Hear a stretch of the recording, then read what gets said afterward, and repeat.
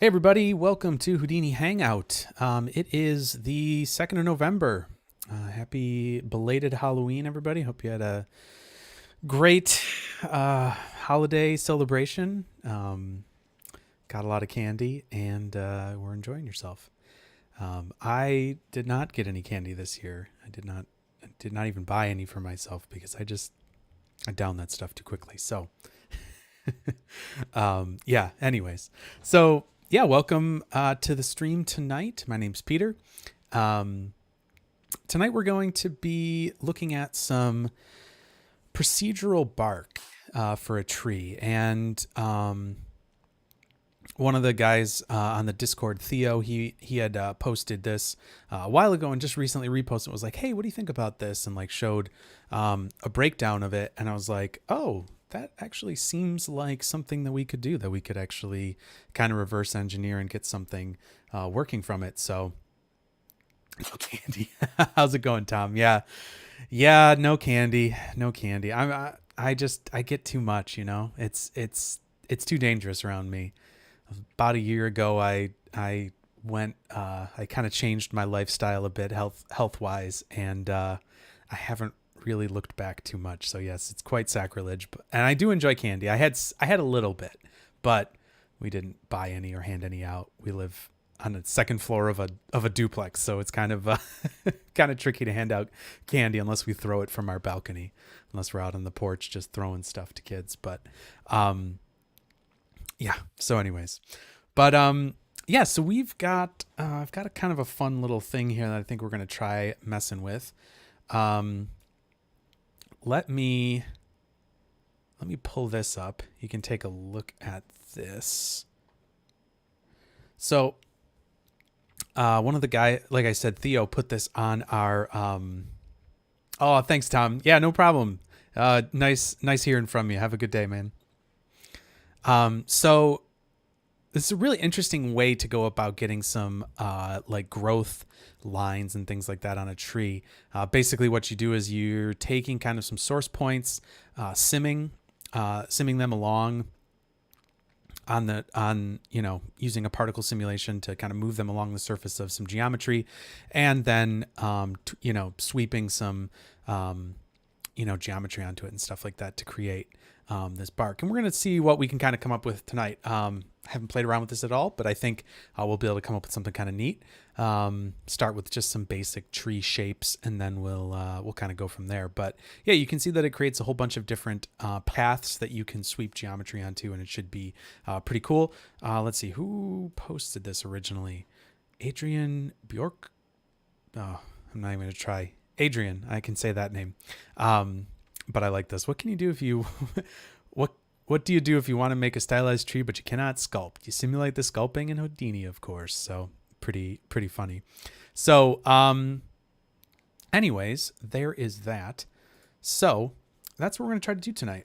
So let's take a look at this, and we'll kind of go through it and see if we can't get something interesting happening here. So all right. First off, let's make a tree. We were doing that actually. Oh, you know what? I'm gonna try this again. I did this before. Let's see how this works. A little bit of a different view here, but this could be kind of interesting. Let's try this. All right. So let's drop down a geometry node here, and we'll just call this geotree. Give that the old green color. And let's see here. Let's go to the labs tools because there's some nice stuff in there. And let's get our world building is what it is, I believe. Yep. So here's all of our tree stuff. So let's do labs tree. We'll do that. And let's do the tree controller. We'll do the labs tree. Let's see here. Trunk generator. And this is going to go into here. So we're going to take this and put it in there. And then we can just use... Oh, interesting. Little shader error there. Interesting.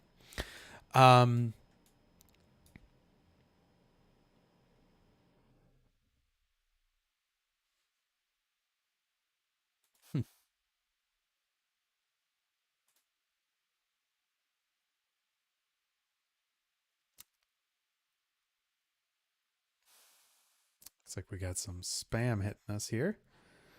Please give me a moment.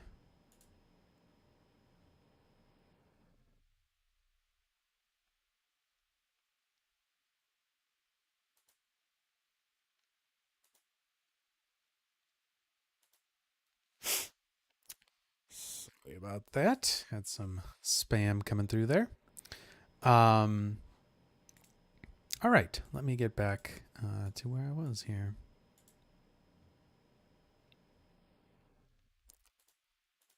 So just getting everything going here. All right, sorry about that. All right, so let's get a tree trunk here. We can just do something like a line.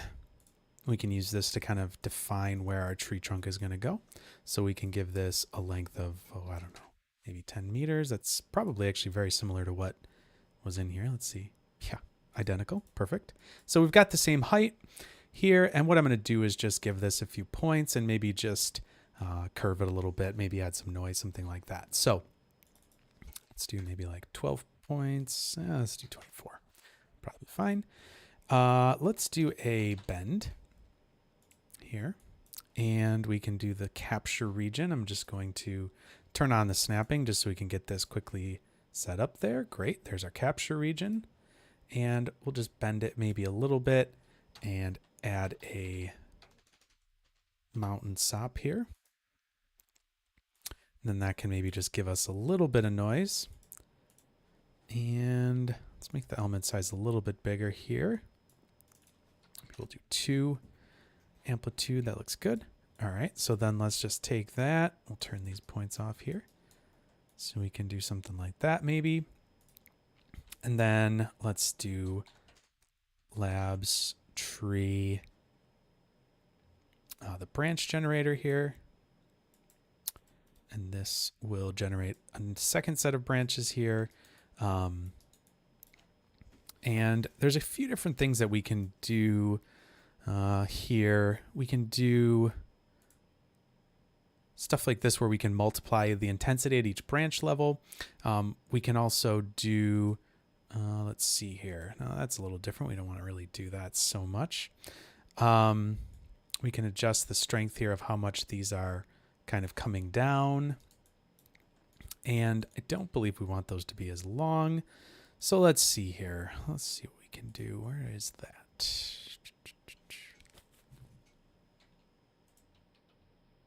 So I'm just going to undo inherit parent length, and we'll just make these a little bit, maybe a little bit longer.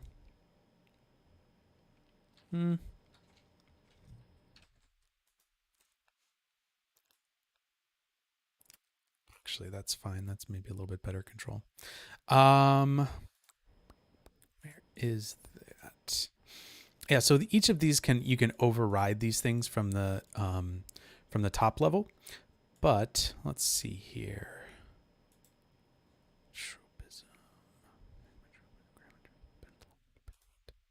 Just see here how this. Yeah, see, basically what's happening here is this top one is too long, which is definitely not what we want.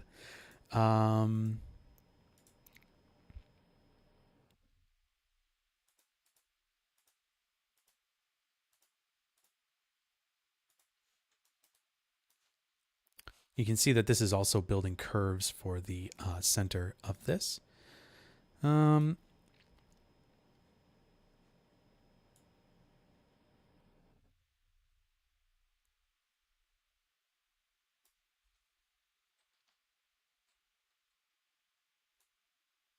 Oh, right. I think this is the problem here. Our length ramp is just a little funky. So let's do linear, and I'm just going to reverse this. And what we can do here is we can maybe do something like this. We won't have anything there. Yep. Okay. There we go. So we can adjust how far those go, and then we can adjust this here at the top. So maybe something more like that. And then we can actually set this back to where it was at before with 8. Cool. that's looking a little better. And then we could actually probably just duplicate that again. So we'll just cut this and shift click both of those, drop them on here. Let's see how that looks. Yeah, it's not bad, but we can bring these back probably a little further. We don't need it to be so stuck to just those ends.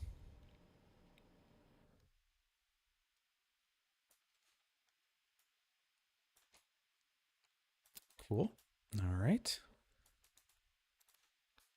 Probably a little too much here. Let's do maybe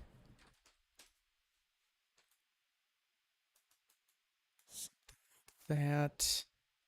And these probably should be a little smaller. These are probably a little too big as well. So let's see here. Let's do radius.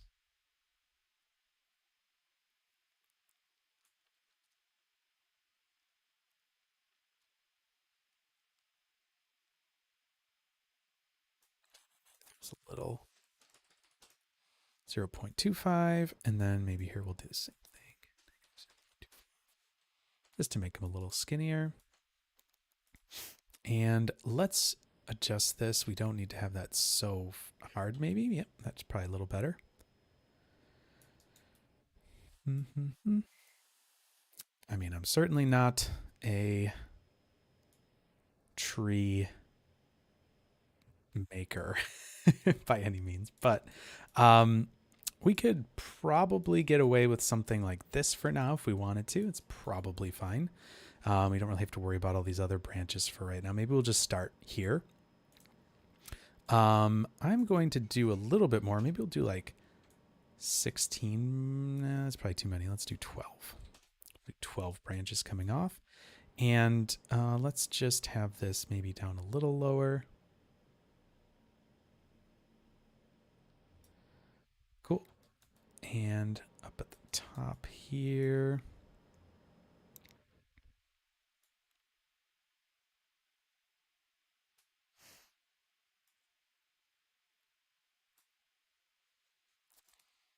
Okay, cool.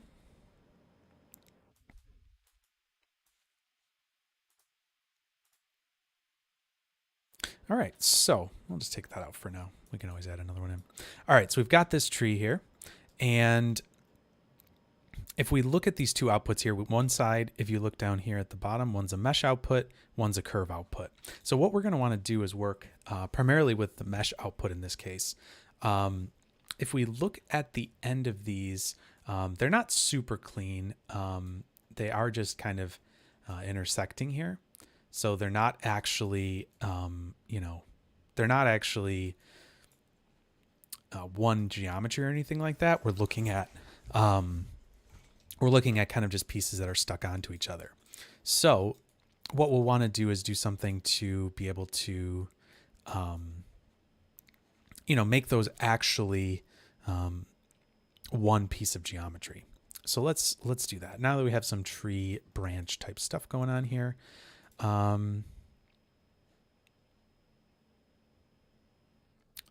me just turn these down still a little bit. A little too long at the end there.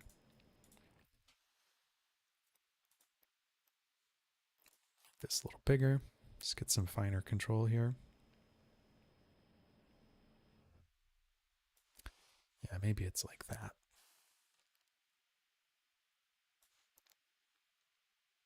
Cool.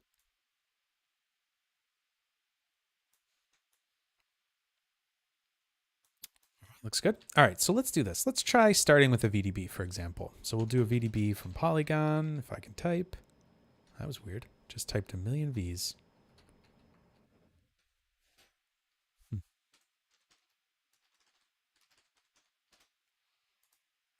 Key must have gotten stuck there or something. That was weird. All right, let's see what we got here. So we're actually missing the inside here, so that's not great. But I have a feeling that's because this is open at the bottom, sure enough. So let's just do a polyfill here, and this is going to close up that hole at the bottom for us. Let's just do it as triangles maybe. Should be fine. See where that gets us. Yep, a much more solid piece of geometry. It's looking good. And actually, if we go inside of here, we should see that this now has got, you can see through that hole kind of. It's a little tricky to see, but basically this, we're getting a representation of the surface of the whole thing. So that's more or less what exactly we want, which is great. So we have the VDB from polygons there. That's our surface. We could probably go a little smaller with that. Something along the lines of that there. Yeah, that's fine. 512,000 voxels, which isn't too many. Should be good. Great. Okay, so from here, we have our VDB from polygons created, and what we can do is adjust the exterior band, these band voxels here, or use world space to try to give us the the additional voxels inside and outside of that calculated surface that we're keeping. So in this case, we're keeping 3 voxels from the surface out and 3 voxels from the surface in.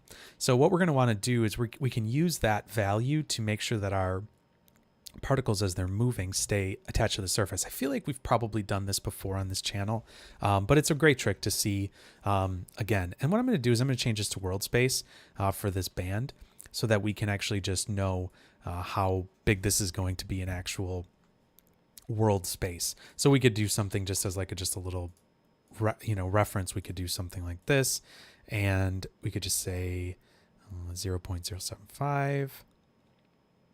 Sure. So we could just do this if we wanted to. Copy this parameter and paste the relative reference over here. And now we can see how far from that surface we're going. That's how many. That's how big the voxel band around this is going to be. So I think we can go a little further than that. Maybe we'll do 0.25. It'll probably be a little bit better, just in case, I guess. It's going to give us a little bit more voxels, but it shouldn't be anything too crazy. So we've got that. That's good. Let's see if we do this. Yep. And here you can actually see the representation of that band around your geometry. So you could do that as well and see it. There they are. But this is probably fine like that. 2.5. Maybe we could just go to 0.2. That's okay as well. And then why don't we just reduce this just a little bit, just to make sure we've got the resolution that we need to be able to kind of push these things around and not run into any issues with,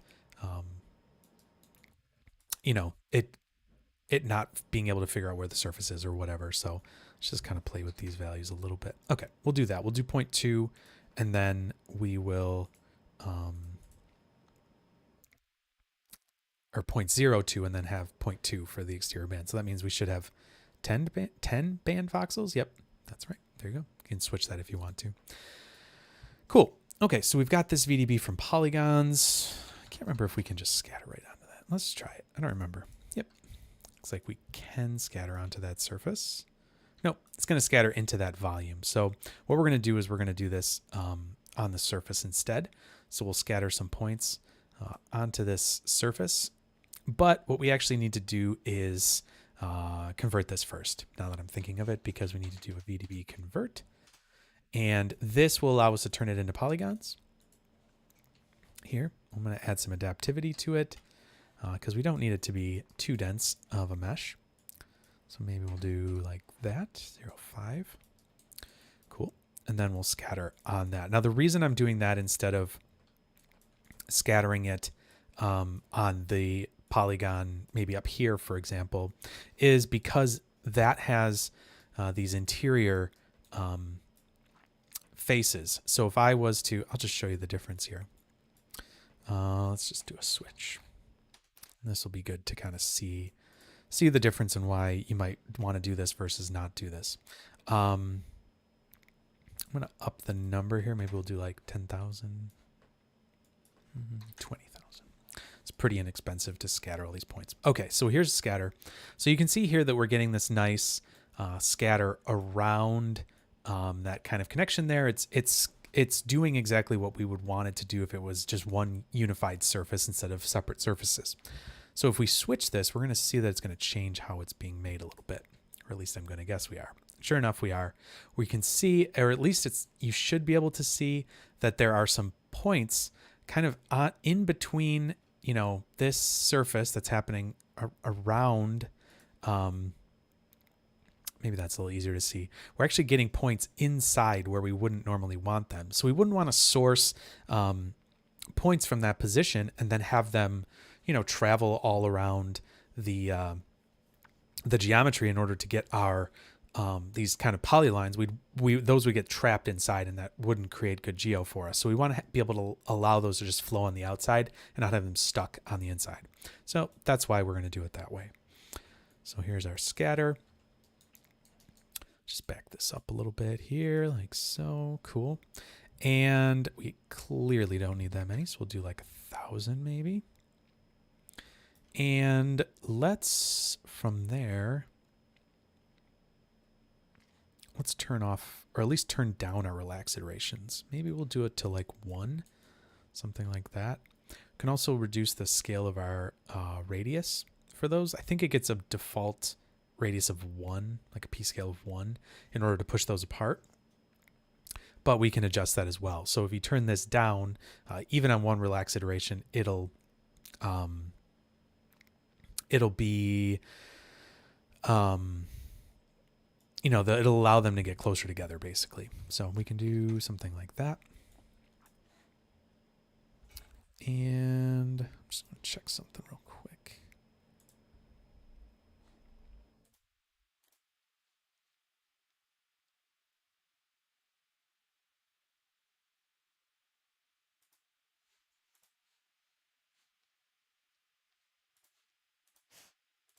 Cool. Good. Sorry. Just need to check something real quick. All right. So we've got a bunch of points here. We can kind of see how many we want to do. We can just maybe start with like 250 maybe for right now. That's probably fine. Great. So we have that. Let's just kind of get some nulls down here just so we can have some references as to what's going on. I like to kind of order it like this. So we can call this surface VDB, something like that. And then down here we can say null. We can say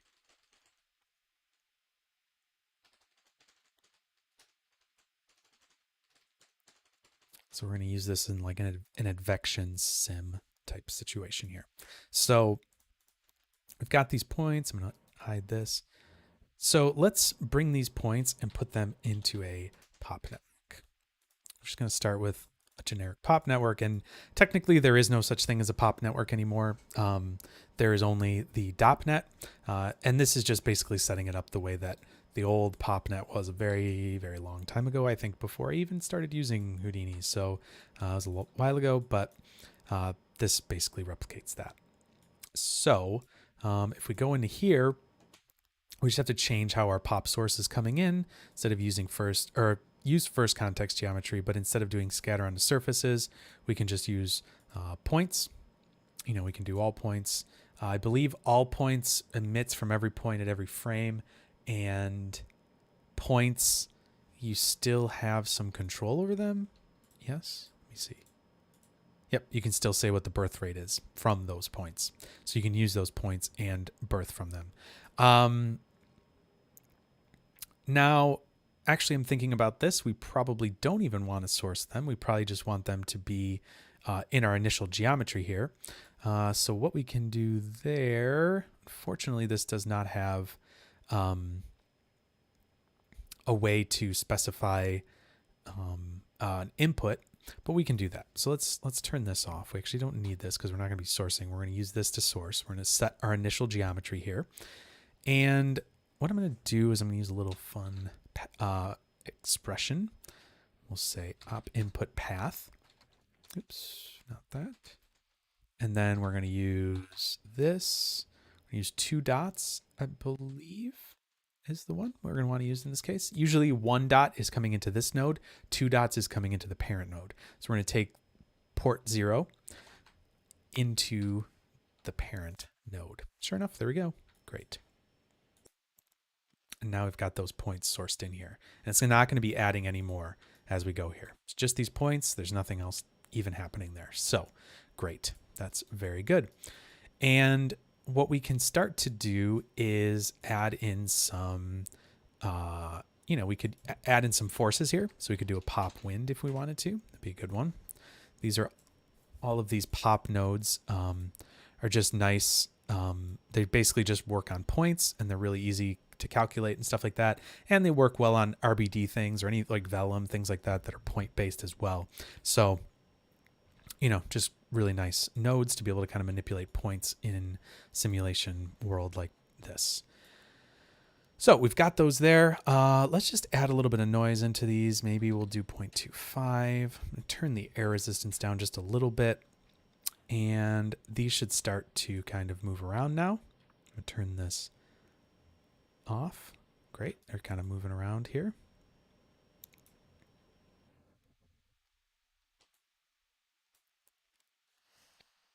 Cool. So we could do this a little more if we wanted to really get it going. There you go. They're really going to zip around now. And I'm going to turn this little clock icon on down here because that'll make sure that we lock it to real time. So there we go. We're getting our points moving around. However, we aren't. These obviously aren't sticking to our geometry. It's not, staying locked to this tree, basically this tree trunk. So we need to make that happen, right? So how can we go about doing that? All right, we just need to do a calculation on our surface VDB. So from there, what we're going to do, we'll just take this down here because we know that those are the points that we're using for advection. Great. Let me just bring this back.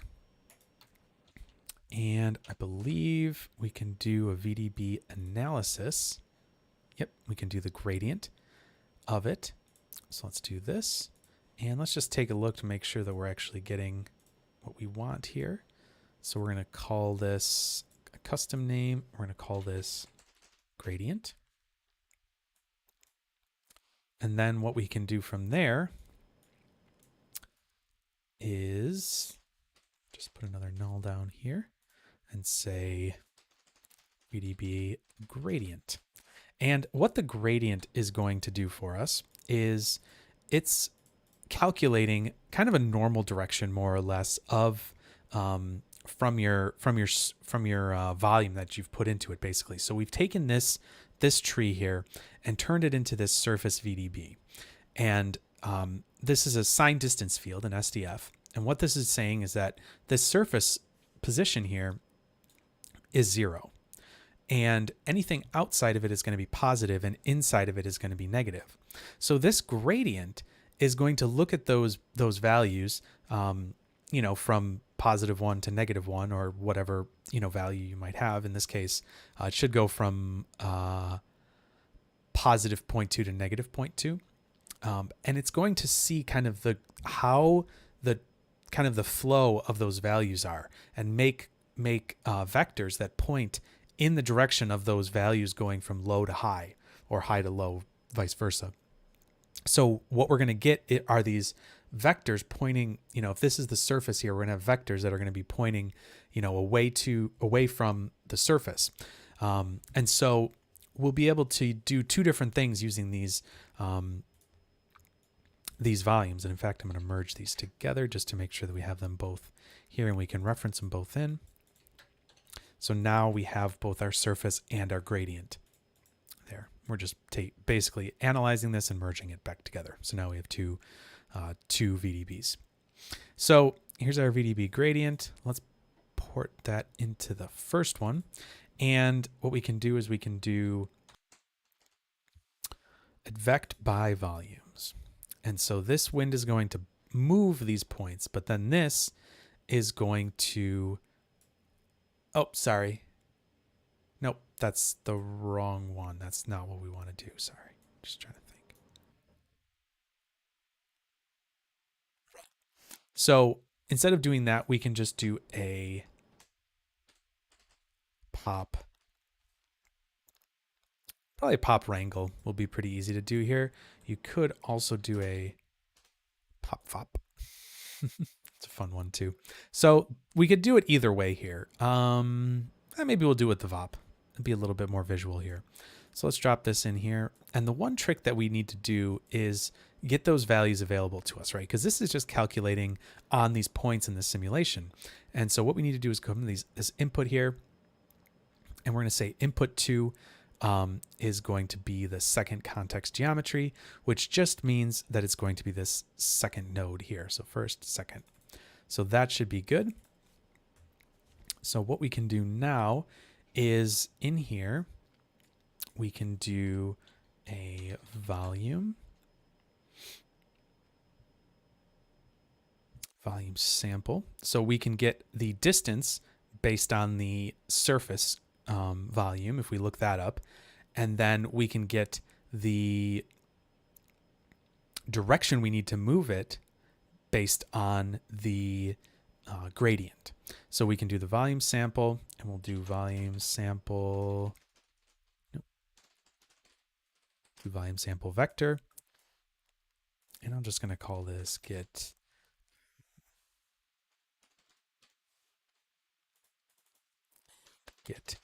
gradient, just so we know what those two are both doing. So we can say primitive name here. We're going to use the second input that's coming into this. The primitive name is going, for this one, is going to be surface.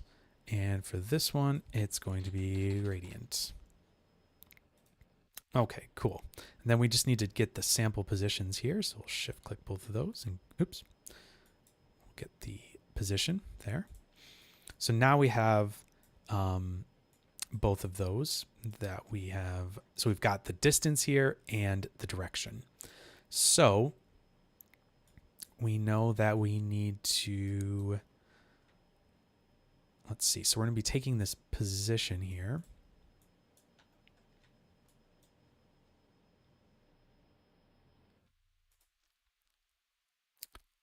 So what we can do here, all right, so let's normalize these vectors just so we know that we have a definitive direction here, a unit vector, so we know it's going to be a full unit. And then in this case, we can multiply this vector by this distance, and we can make it go back to the surface. So let's do that. Let's multiply that. So we'll multiply this vector by this distance here. So that's going to give us the scaled vector in the direction we want it to go. And then we can do an add here. So we can take P, the original position, and add this to it. And then we will put that there. And let's see what happens here. See if we can get this to work properly.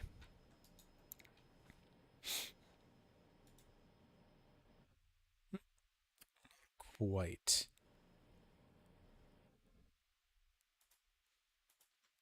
Let me just check this out here. So maybe what I'm going to do is just put this post solve. Make sure we're good.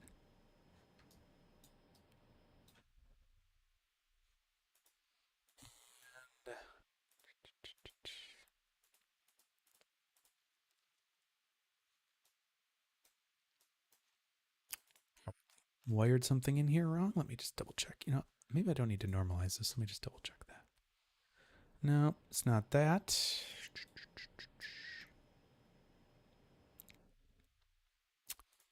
The other thing it might be is that I might need to actually subtract this instead. I can never remember that properly, so oops.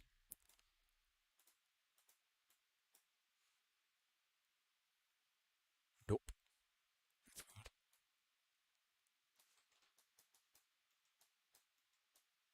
Oh, interesting. It's like going up and down.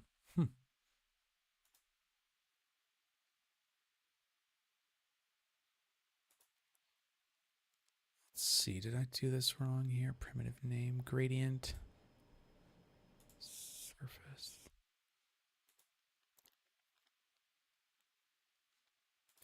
Let me just see if this will work any better, because we can actually do this gradient in here as well. So let's do a volume gradient from here.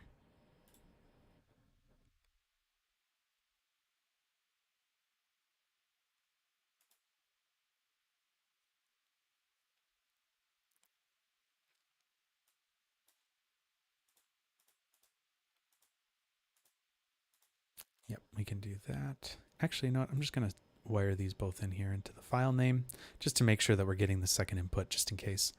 And in this case, we could do it from surface. Oops, that's typed wrong.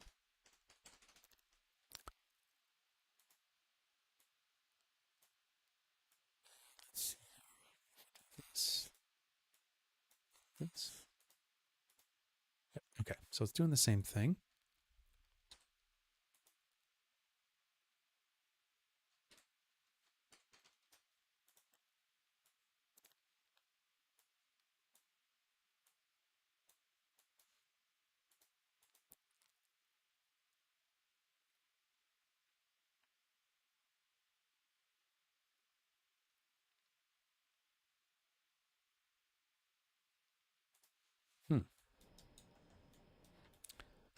Let's give this a little bit more. Sorry, I was going to say I should give it a little bit more bandwidth on the VDB, but that's not right. I'm missing something obvious here. Just give me 1 second to think about this. All right, so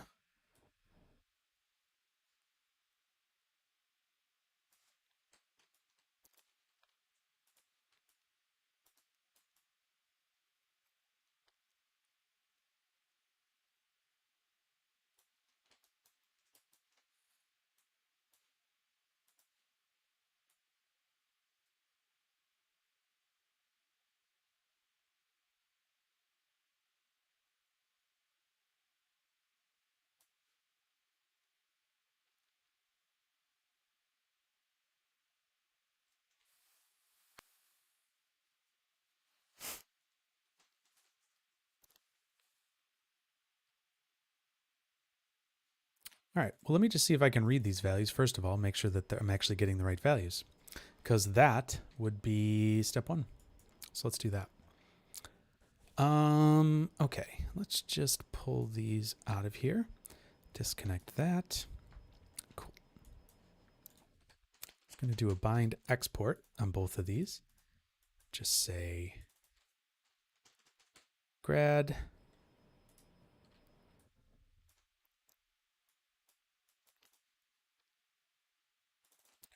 surf. That's a float. That's a vector. And if we come down to this popnet here, we can click on geometry.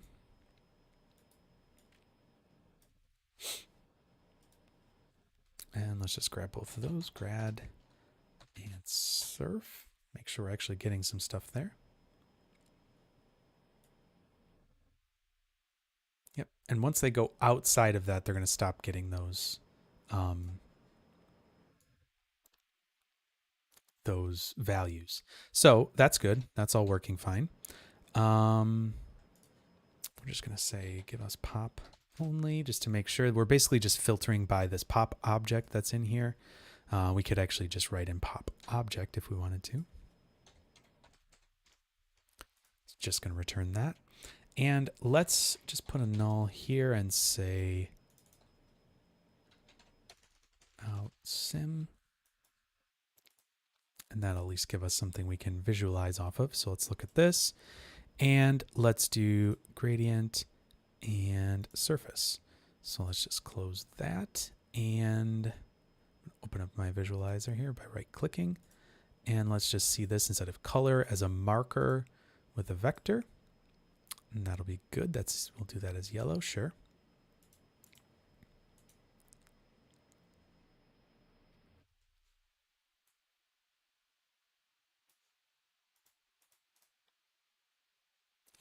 That's why, because gradient's not turned on. So you can see we're getting the right direction here, right? So that's good. And as we move outside of this,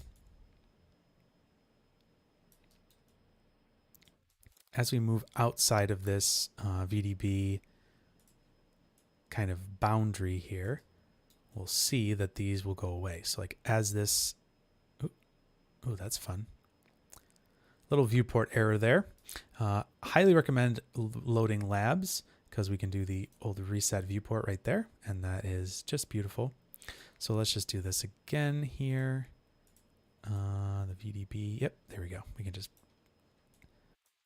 template both of those. So now we can actually see the border of these. And as these points come out of that border, they're going to stop returning a gradient. Right there, you can see. Bloop, goes away. So let me just double check here again and make sure that we are getting both of those properly. And what I'm going to do is, instead of doing that, I'm going to do a volume sample vector because that was what we did before. So get file name, position, we're going to say get gradient, and this is going to go in there. And you can see that this is updating over here. So that's good. And we'll just say second input, all looking good. Cool. So what we could do here is let's try to visualize this actually while we're doing it, just to make sure that we're getting the right thing. This isn't actually doing anything other than just adding that attribute onto it. So we can kind of run this simulation without worrying about, messing it up or anything right now. So let's see. We'll move this forward a little bit. And what we're going to do, you can see how these vectors are moving. And instead of having it calculate away, let's have it calculate towards. So let's just leave it like this. And we can come in here and let's, if we negate it, that should go the other direction. Yep, sure enough, it is pointing the other direction now. Cool. And then if we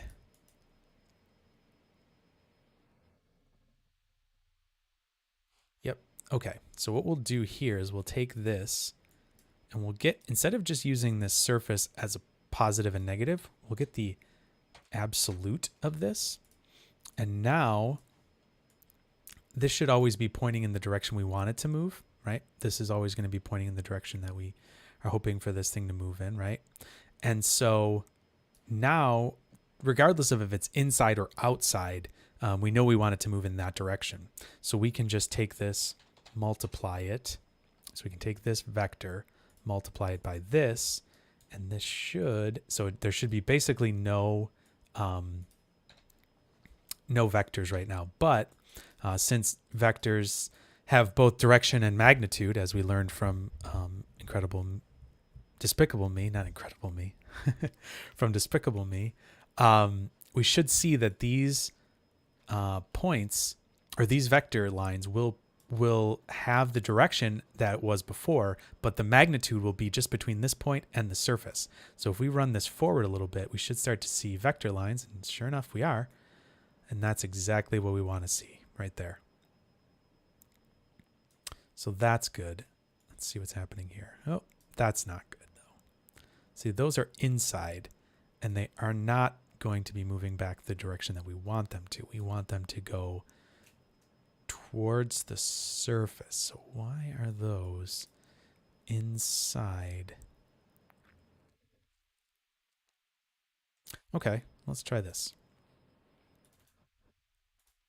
So let's not do it that way. Okay, so that'll flip the sign and should work again. Okay.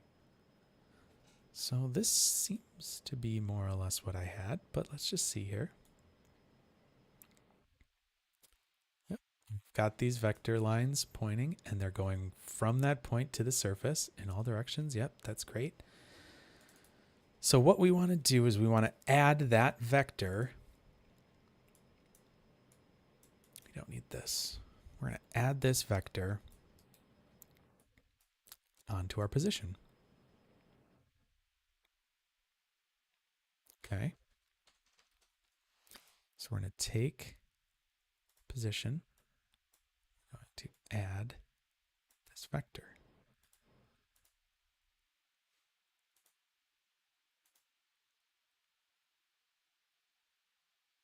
Right. I think we got something going on here. I don't know. I must have just missed one thing there or something. But this is a better way of doing it. We're able to visualize it, so that works out really well. The reason, obviously, is we're writing this gradient, this grad vector out as an attribute, and then we can read it. So good way to debug things. Sometimes you just need a good attribute to be able to see that. So what we can see here is that there are vectors on these, right? But these are just the amounts that they're moving per frame, basically, to get back to the surface. So if we watch this now, if we come back up here, we watch how these move, they should be traveling along the surface, which is really nice. They're all moving on the surface the way we want them to. So the only problem here is that we actually want these to, we want them to move in a very specific direction. If we left them the way they are right now, and did something like a trail, let's see here, could we,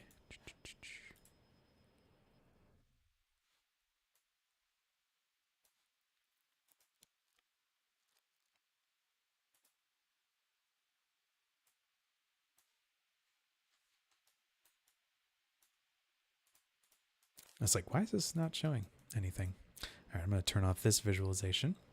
So we can see these trails here, right? Moving around on the surface. It's kind of cool. You know, cool little simulation of some sort. But what we need is for this to be like 240. Then we can do it like that, right? We've got our trails.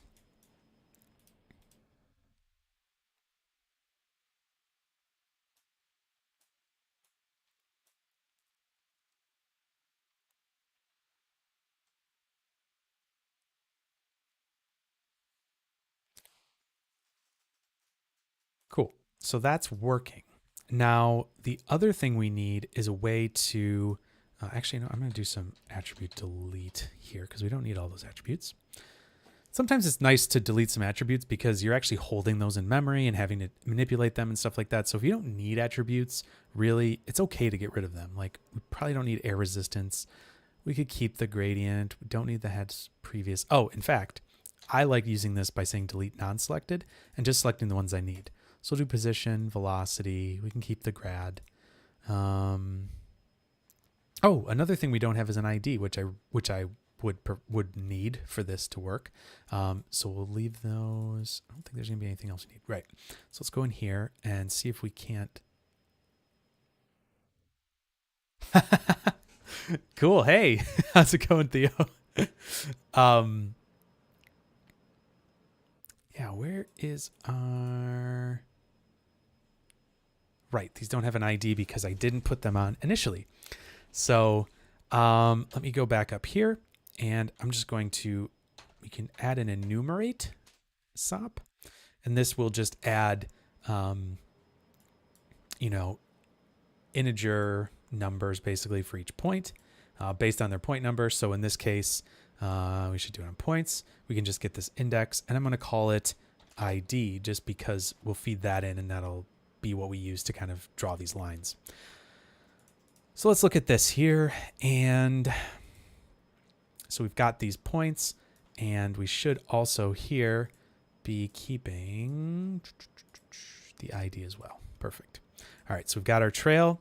We're going to use the add SOP and do polygons by group. And here we'll do by attribute and use ID.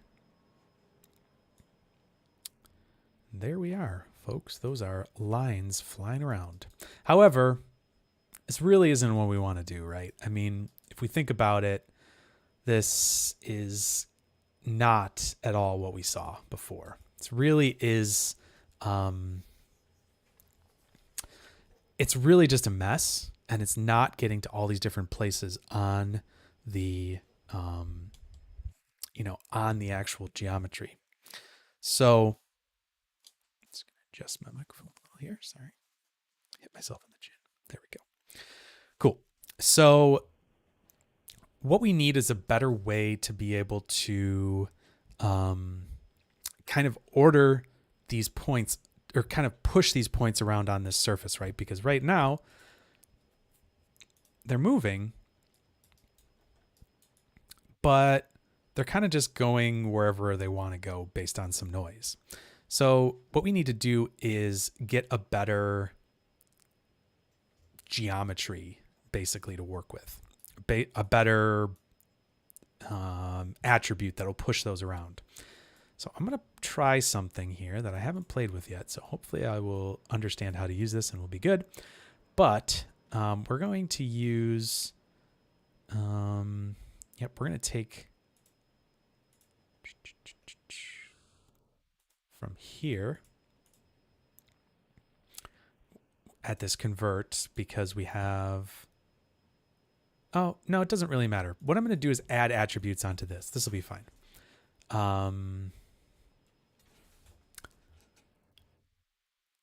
Just trying to think, sorry. I need it to be closed geometry, so why don't I just use, I wonder if I can do this in a union. Let me try this. You can use a Boolean union to just kind of make your geometry, but hello.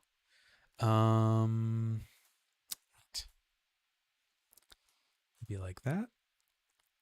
How's that look? Oh, terrible. Just terrible. That didn't work at all. Okay. Forget it. We'll just go back to this here maybe. Or maybe I'll just do a different VDB. So maybe I'll just have it calculate one over here. And instead of having the adaptivity on, I'll just turn that off. Then we'll have these kind of as they are. And actually what I'm going to do is I'm going to poly reduce this and make this into a little bit of a better mesh. It's not too many points, so we should be fine. So let's do a poly reduce.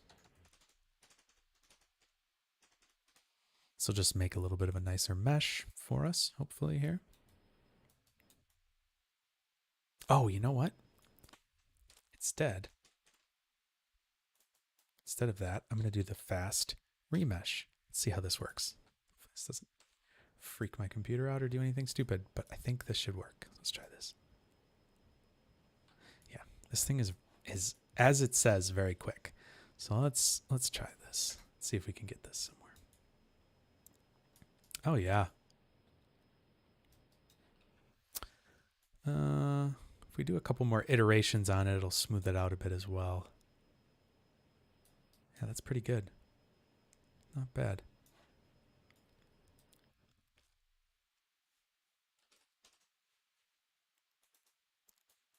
Well, we can kind of play around with this however we want, but let's just do it 0.1 right now. Okay, so we've got this fast remesh. We've got our output here. Let's do, I think it's smooth.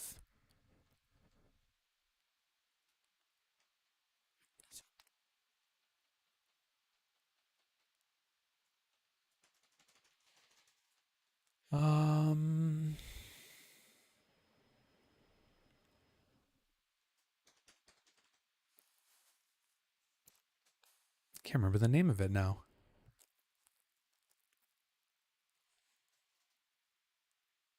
It's just released in 1905 and I can't remember the name of it for the life of me. Shoot. All right. Hold on a second, folks. Gotta look this up.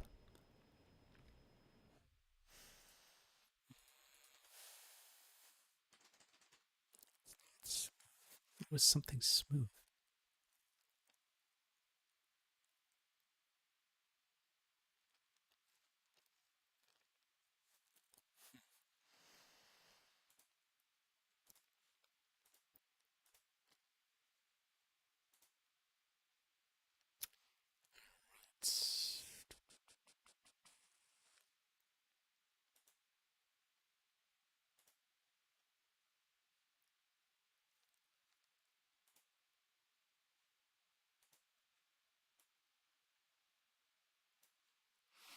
Just have to pull up our launch video because I can't remember.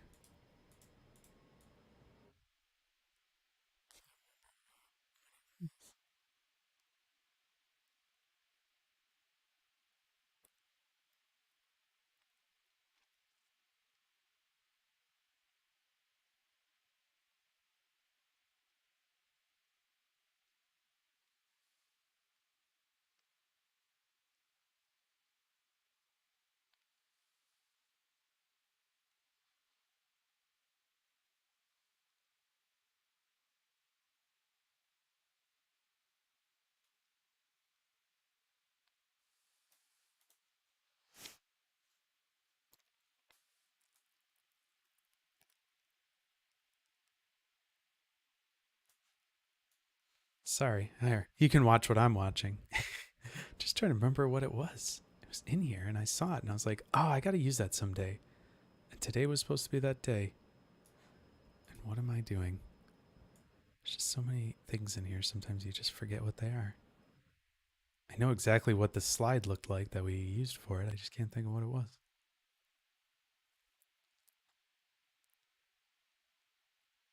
Okay, here it is. What the heck is the name? Smooth tangent field. It is smooth. What? I knew it was smooth something. What the heck? Tangent. It's just tangent field. Okay. That explains why it didn't come up when I searched smooth. All right. So let's see here.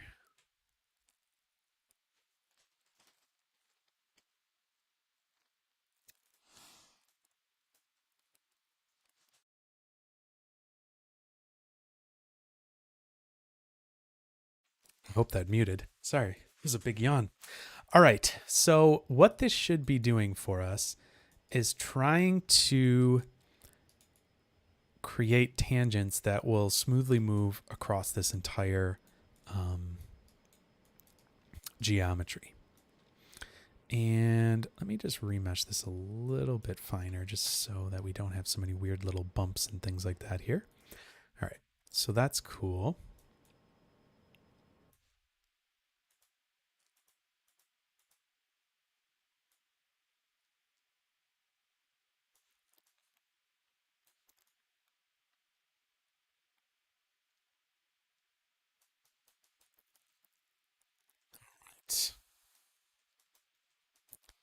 So let me see what this is doing. Okay, so we have these are singularities, I believe. Maybe discontinuities. There are these different things that it'll calculate here where there's like points where they're going to kind of, it's going to try to fix these things basically. But interesting. What is this? Directions. Oh, yeah. There we go. I think that's basically what we want.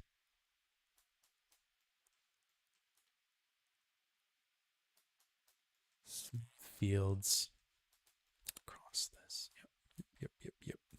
Cool. Okay.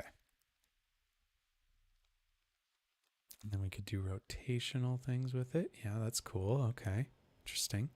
You can see here, if I make these a little bigger, hopefully you can see that we've got kind of these axes or these directions going like that, and we can rotate them around, which is kind of neat, kind of funky. But what you should see here is that these fields are going to smoothly flow from the bottom and try to make their way across this whole thing. Now, sometimes they're not going to be doing what we want them to do, right? But we should be able to help control them a little bit as well. So what we can do here is, let's see. I just want to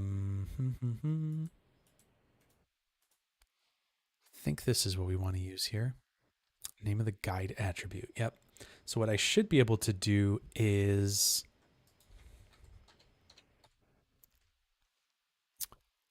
no,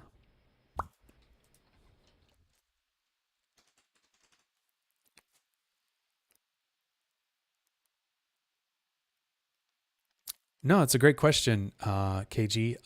Yeah, so the Fast Remesher is a newer labs tool, and it does exactly what you would think it does. It is a faster remesher, and so it should give us more or less the same thing as the original remesh. So let me just grab the remesh here. This should look identical.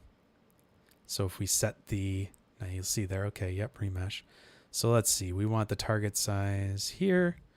We'll do that. We'll copy that over. Excuse me. Then we're going to want the iterations to be at at 4. Oh, and smoothing is at 0.1. So let's do that as well for this one, just to make sure that they're the same. 0. Great. All right, so let's just drop down a switch here.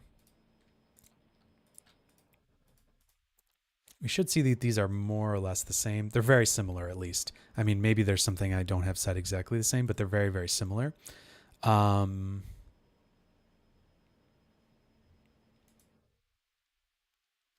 I'm sure there's just one thing probably that I have set differently here.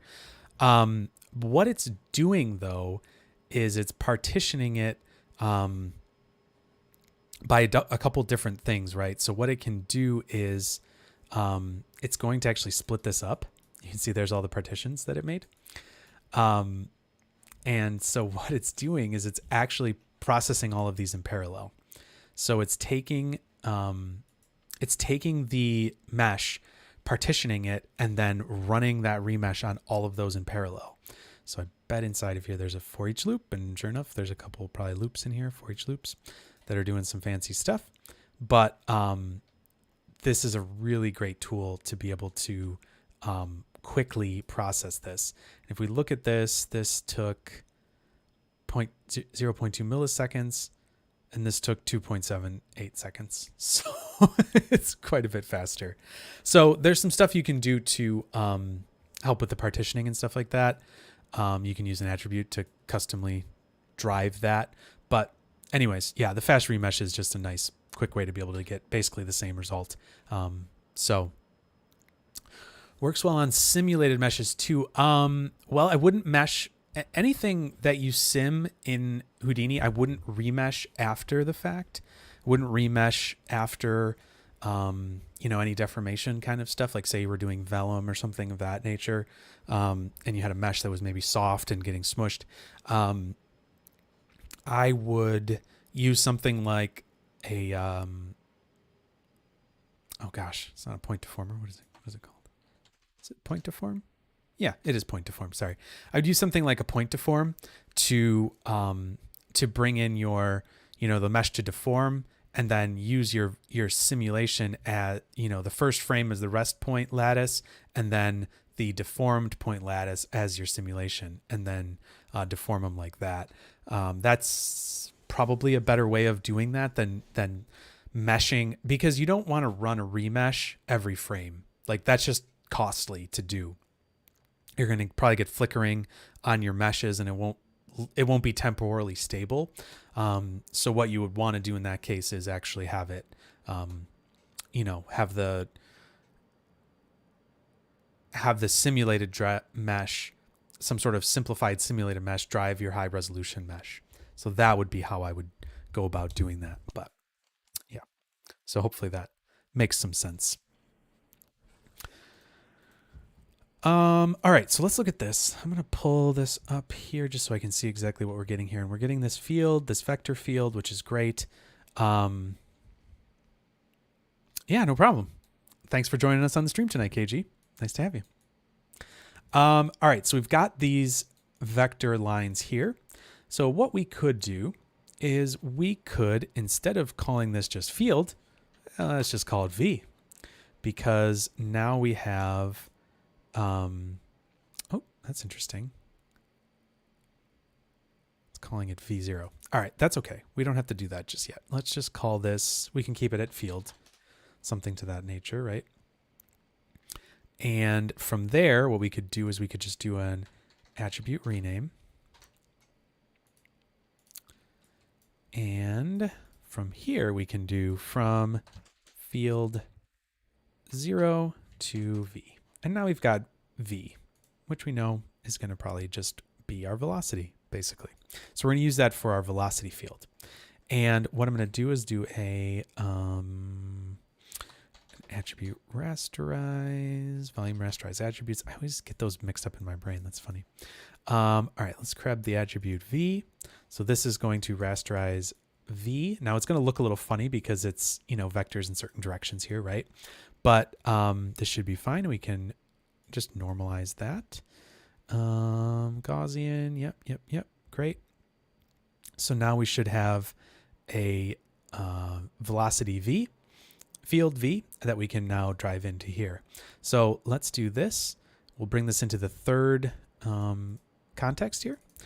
You could do this any way you wanted to, right? But so now instead of this pop wind, let's get rid of this and let's do the pop advect by volumes. So now instead of it just being a wind, so now if we play this, first of all, it's not going to do anything because nothing's happening here. But let's advect it by that volume. And what we can do is just look at V instead of vel. And let's say second context geometry. Oh, third actually. Sorry, my bad. Third. And let's put the air resistance to like 0.5 or something, right? Let's see what happens. It should do what we want it to, but let's see. Okay. Getting somewhere here. It's pushing it all towards something here. So let's just see what happens over here. And we can guide this in a second. So there we are. We're getting some slightly better results. These are obviously going in directions now. They're not just, arbitrarily kind of blowing around. But we might want to guide this a little bit more, right? We might want to give it a little bit more, a little bit more directionality to it, right? So what we could do here is we could add in some attributes to kind of start us off here. So let's go back up to here.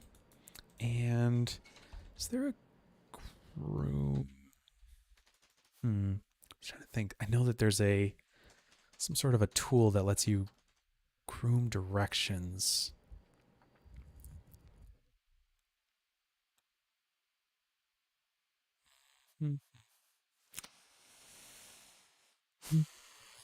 Yeah, what is it? Let's see here.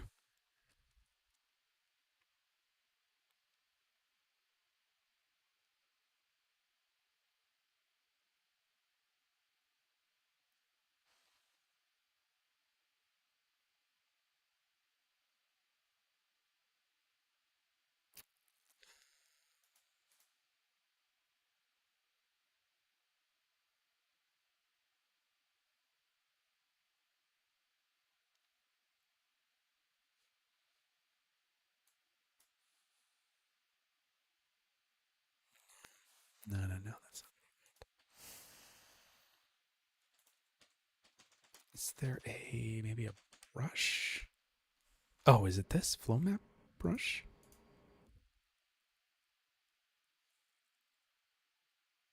No.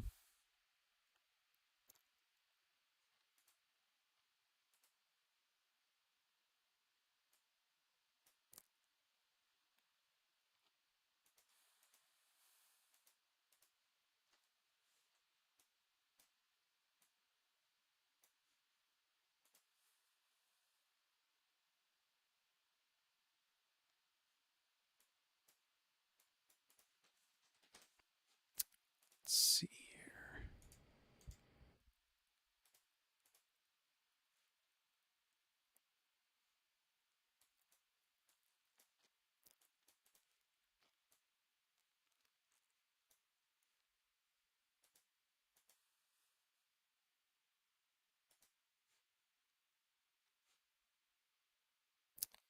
So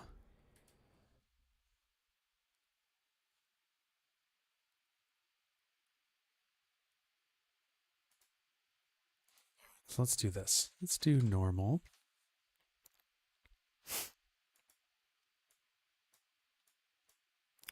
Let's see if we can get this points. Okay.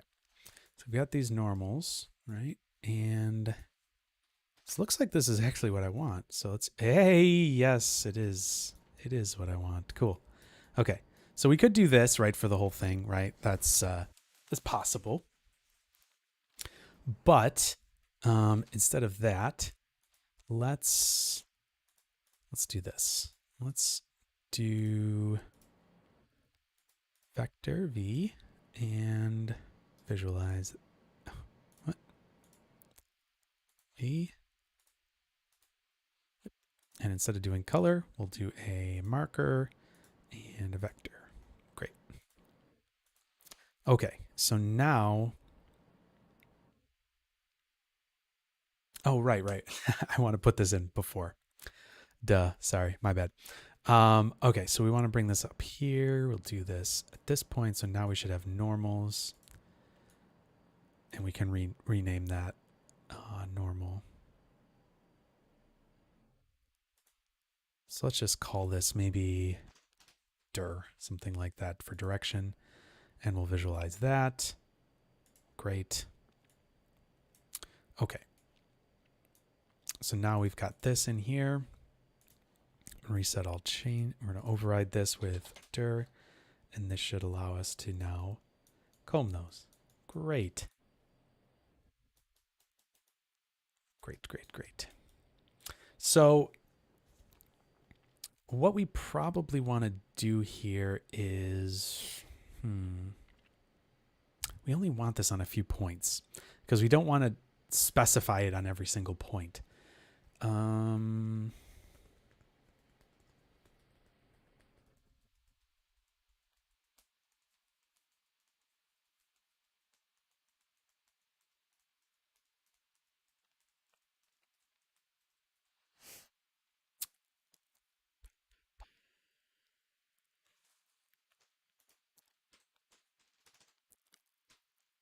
All right, so let's do this. Let's just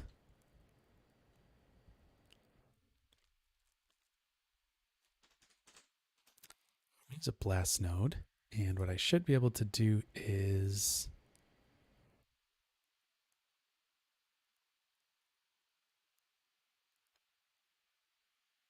hey, Jamal, how's it going? Glad to have you on the stream tonight. All right, I'm going to use an AElib tool that I know I have, which is, I think there's a delete there, quick delete. Yep. So let's do this. Let's take this and let's do just a little bit here. So we'll just keep a few of these here. So I'm doing delete non-selected. We're just going to keep a few of these.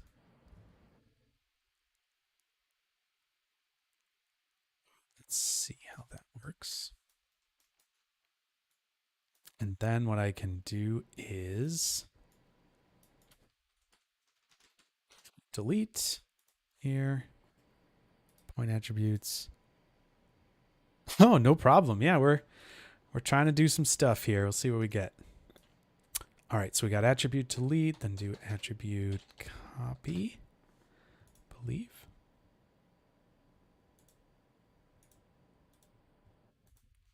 And let's do this. Dir.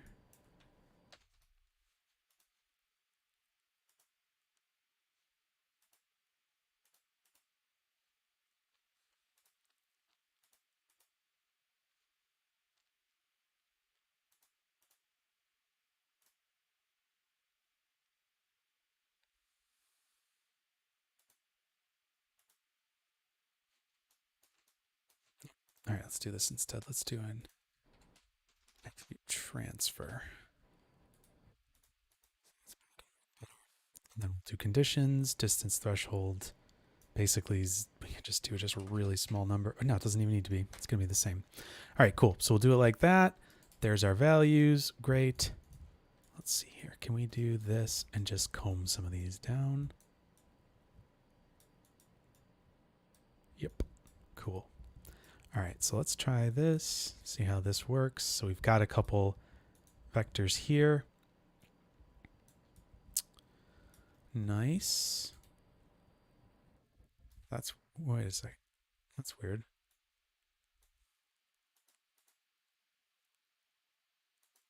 Oh, let me just reset this. That's why.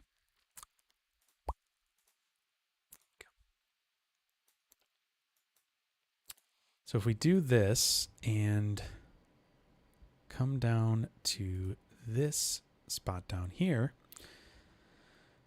we should have, let's do these as a different color just so we can see. So these are going to be now red, it looks like. Yep. And so what we're going to get from these is they're going to follow along this, where this yellow is going, right? So let's try this. Let's see here. I'm going to scale down the direction as well. We'll do those at 0.5 just so we can see them a little bit better here. So we got the red. We've got the yellow. In fact, I'm going to change that red. Probably be blue would be better to see, I bet. Oops. Yeah. All right. So we've got this this blue vector here. These are the ones that are being smoothed by this tangent field.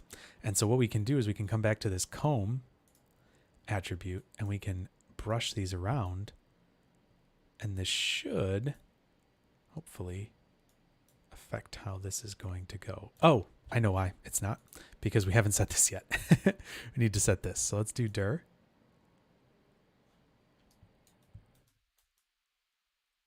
Let's see here, dir.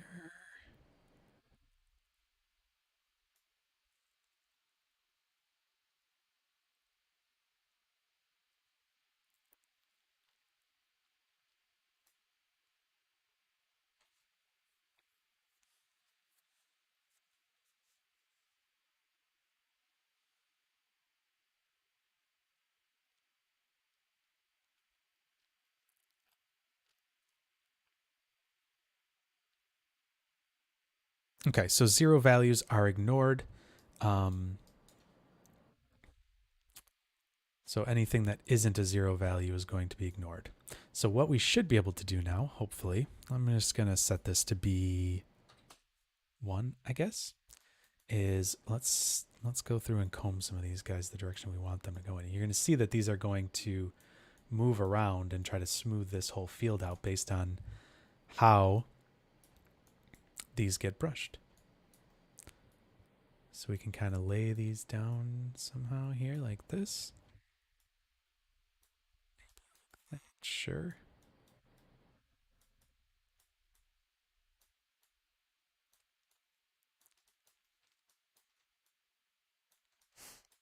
So yeah, what we need to do here is basically just try to make some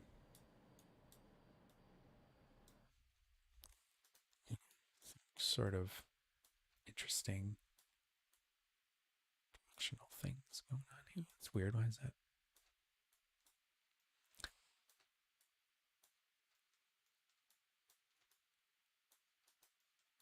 So I'm just going to try to kind of get these to lay down in some sort of interesting way.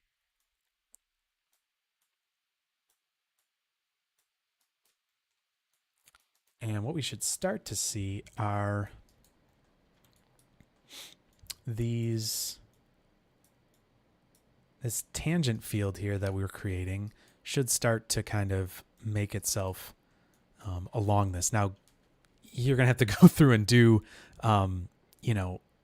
control that a little bit. Now, you could also control it just by creating an attribute in one of these spots, but that might be a little trickier to do. Having an attribute already made that you can kind of tweak maybe is a little bit better.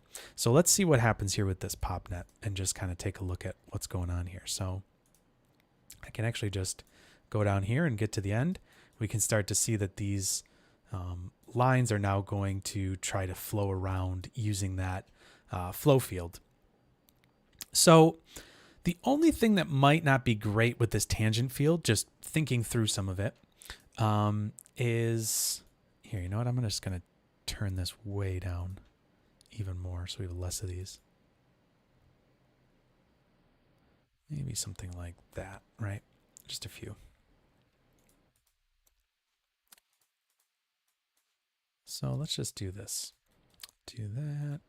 And here we've got that. Great. All right. So let's comb these down, reset the changes. So the only thing that might not work great about this is that while it's doing a nice job of creating a smooth transition here, it wants it to kind of go multiple directions. I feel like it doesn't want it to totally follow one direction that you're kind of setting here. So like if I set this up, it's going to sort of go in that direction, but also it needs to kind of smoothly sweep around down here and do all this stuff as well.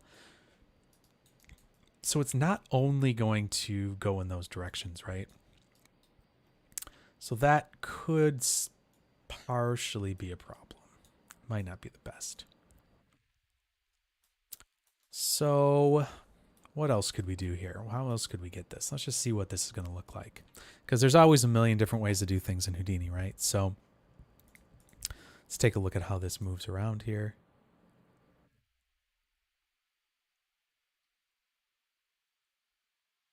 Yep, sure enough, we've got some points moving around here. And if we go down to the add at the bottom here, we can see that, stuff's starting to move around pretty nicely, right? We've got some lines that are actually forming and moving around and stuff. So it's not horrible, the way that it's going. It's definitely starting to do some of those things. And if we maybe even turned on some more points here, something like that, resimmed it.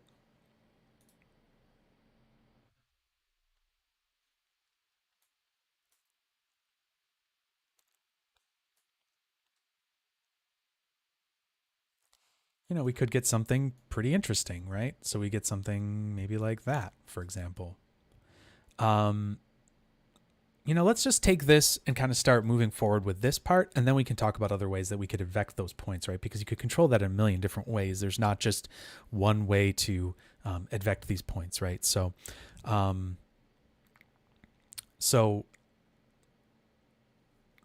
yeah, let's just do that first. Okay, so we've got our tree branch generator up here, right? So let's look at this. We've got our surface VDB right there. All right, so what we're going to do is we're going to take our surface VDB and we're going to use it down here as well. So let's just trying to think of how to organize this best. Here, we'll just do another null here just so we know what this is.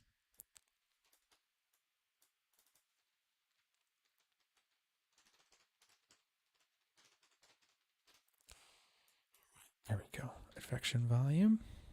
Great. Move that down a little. All right, so let's take these. Let's take these lines here, and we've got those all kind of made nice. Let's do a resample on those. So we've got some even geometry. Maybe we'll do, I don't know. Let's see. Maybe a little less than that. Maybe we'll do like 0.05 maybe. Yeah, that seems fine. 0.75. Let's try that. Cool. All right, so that's. Oh, sorry. Yeah, I didn't see your comment there, Jamal. Yeah, it is advected by volume. Yes, we're using the volume advection in here to push these points around, and we're developing that the velocity field that we're using to advect it. We're using some newer things here, like this tangent field, which is creating these kind of smoothed directional vectors on the surface, and we're driving that from an attribute here that we had created, just called direction, basically dir. We're copying it back over to this mesh, just a few points, and then using this comb here to just kind of make sure that those points are going in the direction that we want them to. So it's helping to kind of guide that up in this direction here. And so the problem here is that we're going to be struggling a little bit because it wants to try to keep it smooth on all sides. And so inevitably there's going to be parts where it flips over and tries to go a different direction where maybe you don't want it to, but it's in order to keep those vectors kind of in a smooth tangent field, it's going to do that. So there might be other ways to do this, but we will do this way first, and then we can kind of go from there. All right, so we've got this resample. What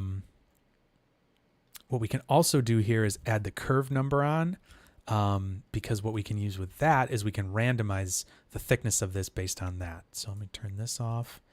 All right, so let's do a sweep, I think. Should be good. And we're not going to do the second input. We're just going to do a square tube. This is going to already start to look kind of interesting, I think. So let's bring the size of this down a little.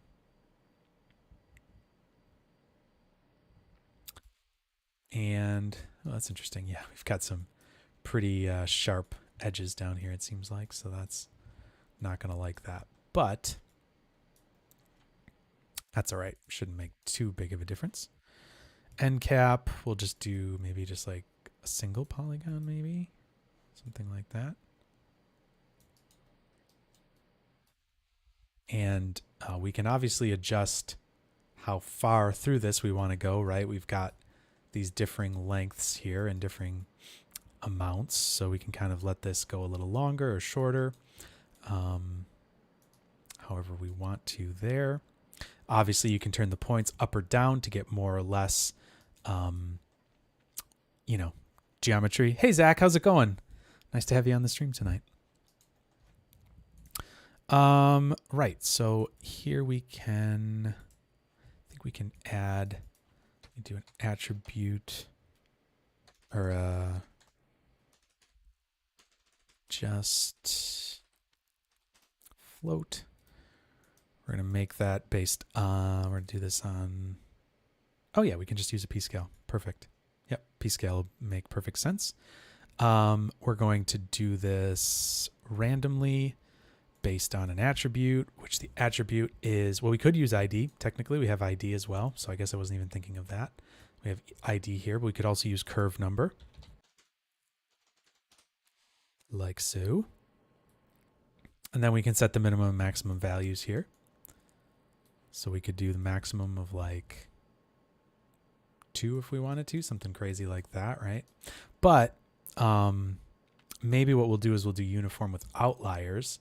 Getting some weirdness there. It's okay.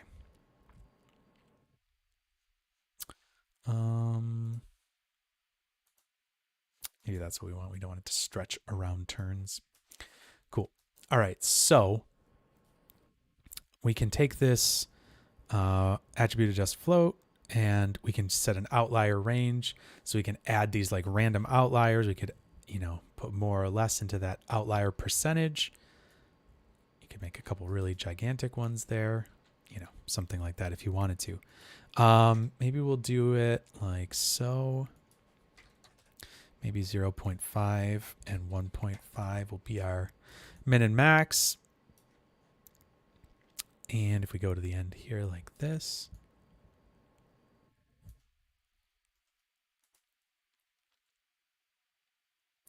Sweep. Cool. All right, so let's just going to copy this parameter here. Do another BDB from polygons.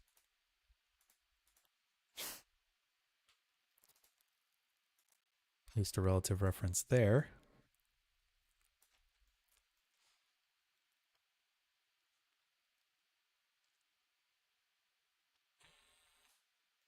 Actually, you know what? I think what I'm going to do instead is come from, I'm just going to, nope. I'm going to take this, put that to defaults. I'm not going to have it reference this because this is kind of driving everything up here, and I don't want to have to change the resolution of this calculation. So instead, I'll say like this. Just grab this and call this surface geo.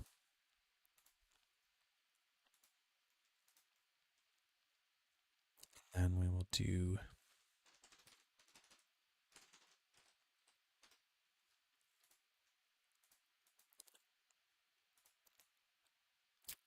something like so. And I'm just going to put this up here. So that's the surface geo. This is going to be sweep geo. And let's connect these together. So we're going to copy this parameter.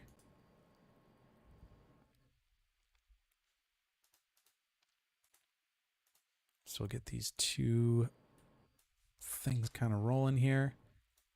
There's our original tree. There's our kind of crazy bark, right? And what we can do here is do a SDF union.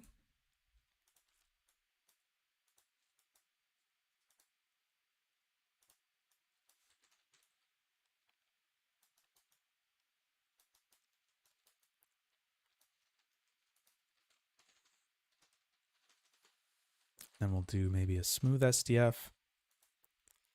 Something along that line there so that it'll, you know, create something maybe a little bit more, you know, random or something like that. A little more smooth, a little nicer. So yeah, I have this just set to median. Obviously, you could set that to whatever. So there's some stuff that's working here. There's some stuff that isn't, but I think conceptually we're 90% of the way there. It's just now tweaking these values that kind of push these points around, right?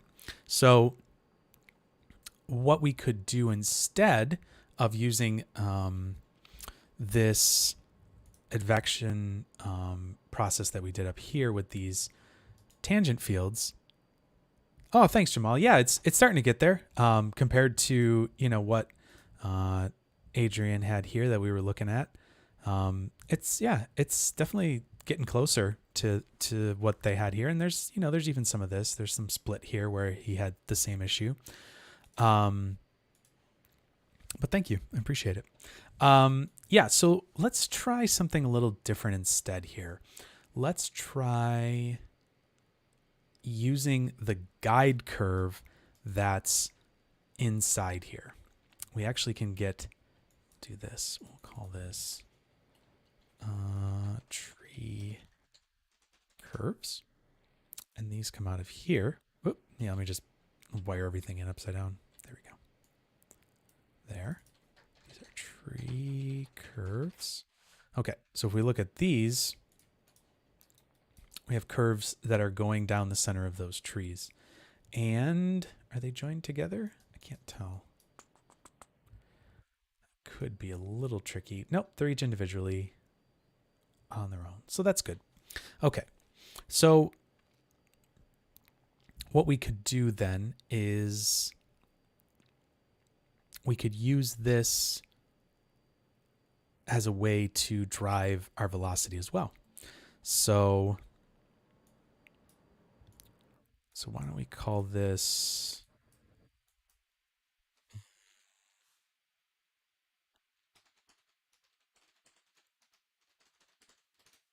We'll just call that velocity from smooth normals here, basically. And then here's the tree curves, and let's do some stuff with that.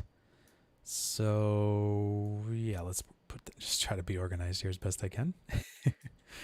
All right, so we'll leave that there. Do these tree curves here. All right, so let's do a resample first. See if we can't get this a little bit nicer. Yep, that's looking pretty good. Cool. All right, so we've got those. Let's do, there's a curve. Brain forgets it. What is it? Orientation along curve. I literally just used this today. Why am I forgetting? Okay, orientation along curves. So let's do along the z-axis. We can do v. Let's turn this on, and we should have normals now pointing in that direction. Yep, sure enough, there we go. So now all of our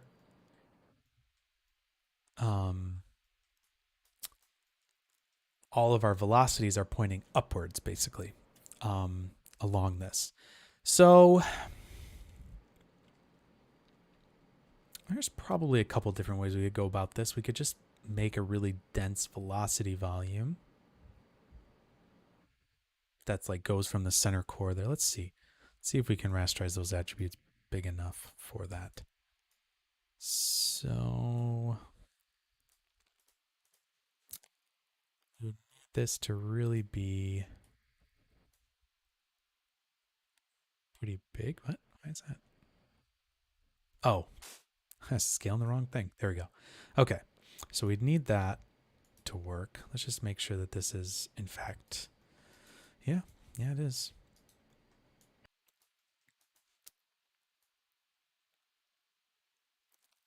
So probably like that. 0.5 is fine. You can see that this is covering that pretty well.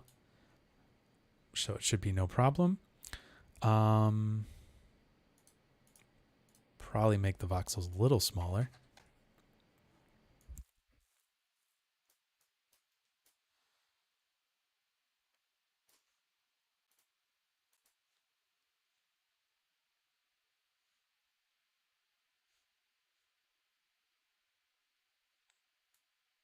Okay. You know what? Let's make this a little bigger. Don't want to go crazy, but I also don't want it to not be covering this bottom part here. So maybe we'll just leave it at 1. Just call it good. Oh, you know what? The only thing that I'm not thrilled about with this is that it's going to... There's going to be these like hard edges in between these because it's only sampling one or the other. Okay, I have an idea. So let's take this fast remesh. We'll use this in a second. But let's take this and attribute transfer for here. So here's this. Transfer the attributes from this. Oop. All right.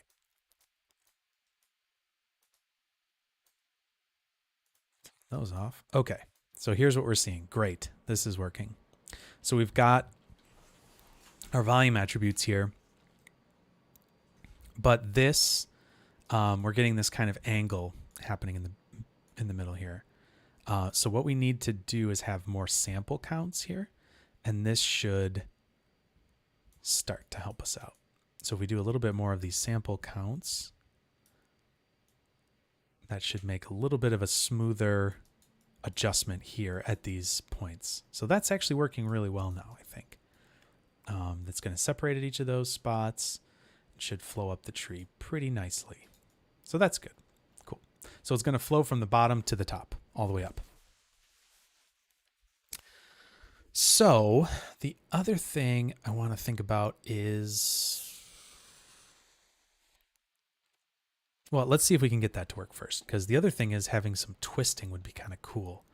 And I think we might be able to do that using those curves as well. So we'll have to see. Okay, so this copies over. We can just copy over the V. Don't need to copy anything else over. Now this should rasterize that. Great, looking good. And then let's see, we'll do this velocity. Call this curve.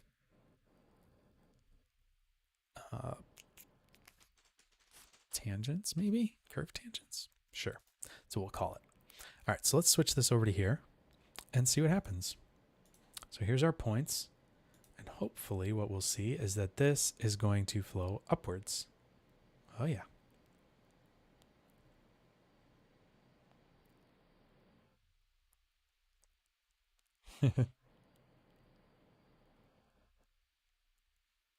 So let's see how this looks. So let's look at the add here. Let's put another null here just so we can kind of see each of these steps here kind of individually. So we'll call this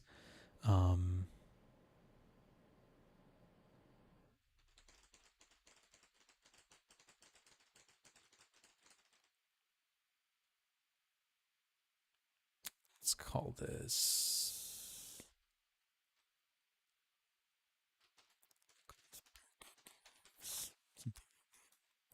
cool.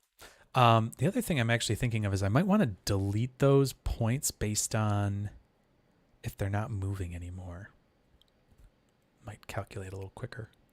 Not that it Not that it's going slow, but just there's kind of no reason to be calculating them when they're sitting all by themselves at the end there.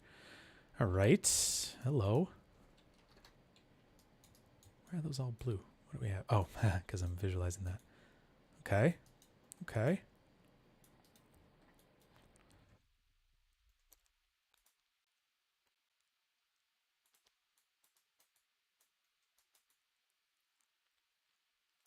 Yeah, that's starting to do something. Starting to look kind of interesting.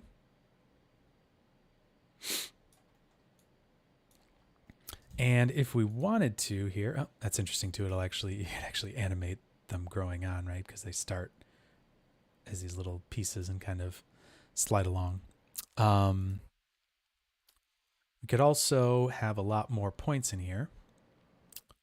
So if we come here and scatter more like 1,000, right?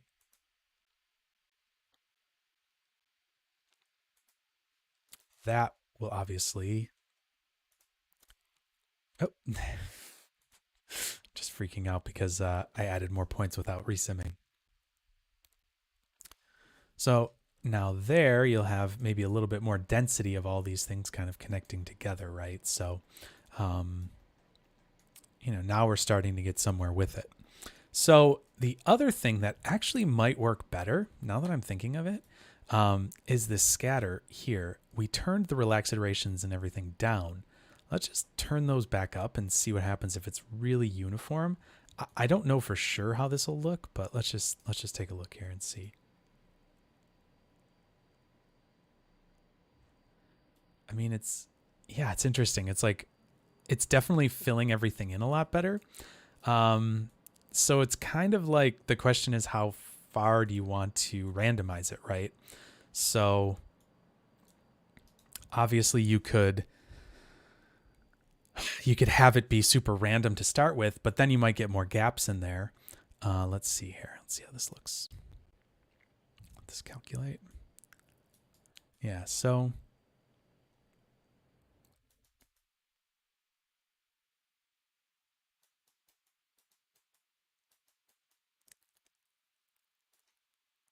kind of depends. And here we've got obviously these sweep nodes here. In fact, I should reverse those cross sections because they were inside out. We don't want to stretch them around the turns. We also don't need so many columns, probably.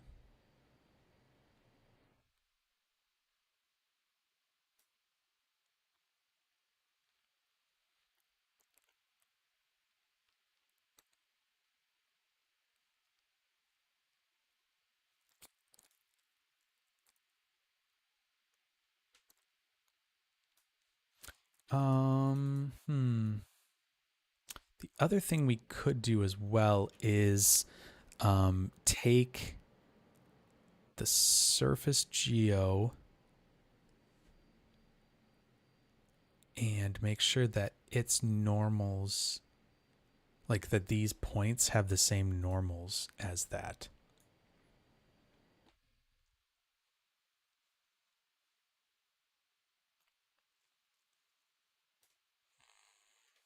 That might help it a little bit.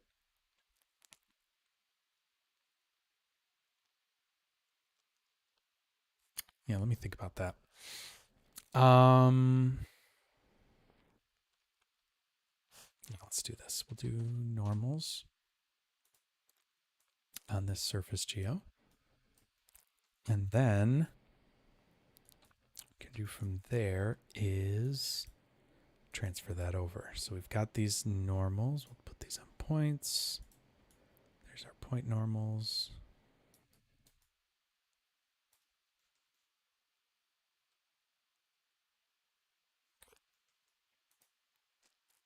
Then there's points. So we can attribute transfer that over to here. Just make sure that that is actually coming across. Yep, got normals there.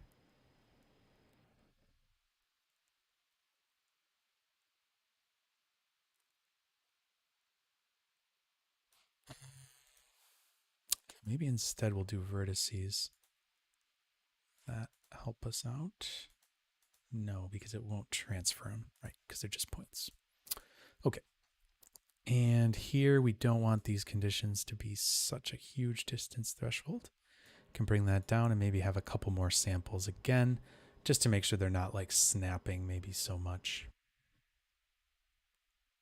And if we do that, these curves should have normals on them as well. They do. And let's see if that helps at all here. Well, the interesting thing here is that these because we're using it in like a trail, it's not going to it's not going to matter that we have like these moving points or whatever. It's not going to recalculate that each time, so it's going to give us this really smooth because it's kind of accumulating those in this trail sop here. So let's see if this is any better. I don't know. Oh, good Lord. That looks horrible. Okay. Well, I mean, the interesting thing is if we meshed that, it probably look kind of interesting. It actually looks kind of cool. That's really weird. Wasn't expecting that. So that's just a mistake, but kind of looks cool too. So I mean, you could always do that as well. What I did there was apparently having that normal across all of these just absolutely freaks it out. This sweep does not like that at all and just absolutely destroys it. So I wonder...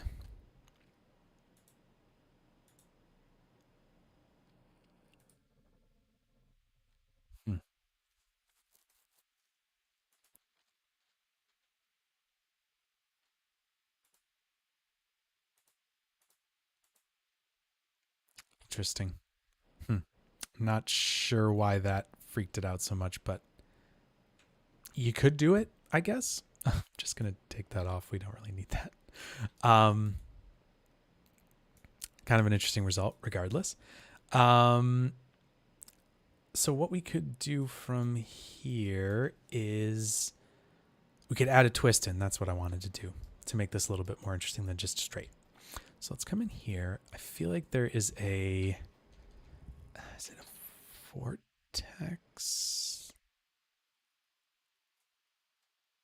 Vortex force? No.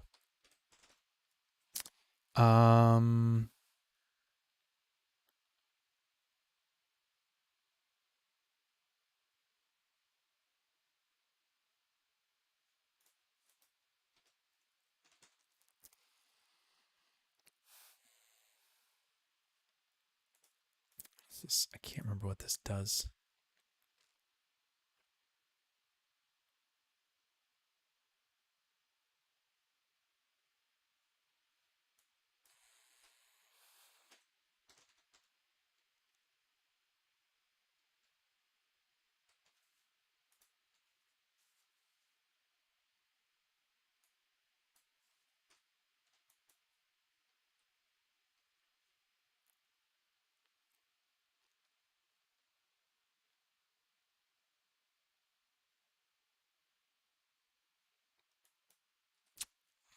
It's not that.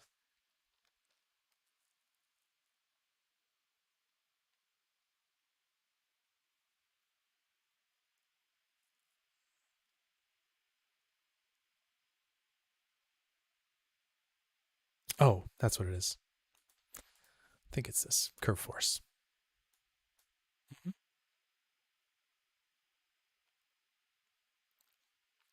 It's definitely this. So we'll put this here because this side, this pre-solve is applying force to the particles, and then this is what we're using to make sure the particles get kept on the surface, right? We're using those gradients and surface fields to calculate that. So if you didn't see that, if you came in a little late, go back and take a look at that because that'll help this whole thing make a little bit more sense. Excuse me. So let's go here and let's grab the tree curves. There we go. Yes. That's what I'm talking about. All right. So let's take a look at what's going to go on here because this is going to get interesting, I think.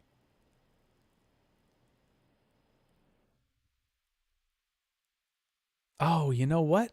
How funny. We could actually probably get rid of this advect by volumes. We don't even need that because this has several different options for it. It has a follow scale, a suction scale, an orbit scale, and an inherent velocity scale. So this is going to be pretty useful, actually.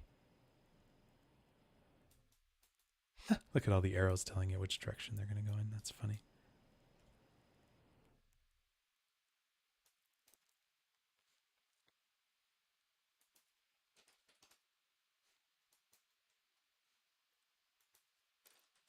So what this is doing is kind of creating forces um, around these curves that are inside of the tree. So, thank you. There's going to be some different forces that we can control here. So that's simmed. So let's just take a look at this, what this looks like with these bark curves. Oh yeah, very twisty, very twisty indeed. Probably too twisty. So the cool thing is we can just kind of come back up here and let's see if I can turn off these guides. I don't really want to see the guides. That's fine. So we should be able to see that these are all spinning, right? Yep. There's always more than one way to do everything, right? How many times have I said that even tonight? Okay, so those are all twisting quite a bit. So let's do this. We'll turn down the orbit scale, maybe by half, something like that.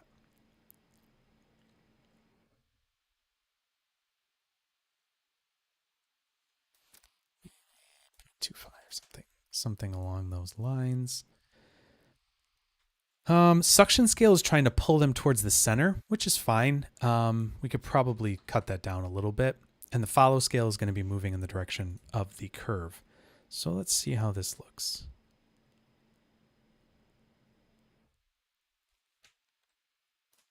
Yep, that's looking pretty interesting. And what we can do from there is we could also add in a little bit of pop wind that we had before, actually. And we can add in some, just a little bit of, maybe a little bit of noise amplitude here. And that'll help maybe just make this a little bit more interesting. So it's not all just perfectly straight, right?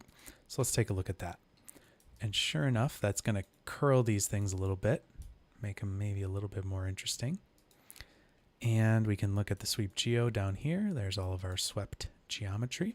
And maybe in this case, we don't need so many points. Maybe we can cut them in half. Let's see what happens with that. Yeah, so maybe it's something along those lines. That'll work. Yeah, that looks pretty good. Let's take a look down here and see what this looks like. Yeah. So that's, you know, there's some interesting stuff going on here for sure. And what we can do as well is we could go to this sweep geo at this point and do something, let's just say like a mountain sop here. And no, we don't want this to be quite so crazy. So let's just do this as like 0, 1, and we'll bring the element size maybe down a little bit. Quite a bit.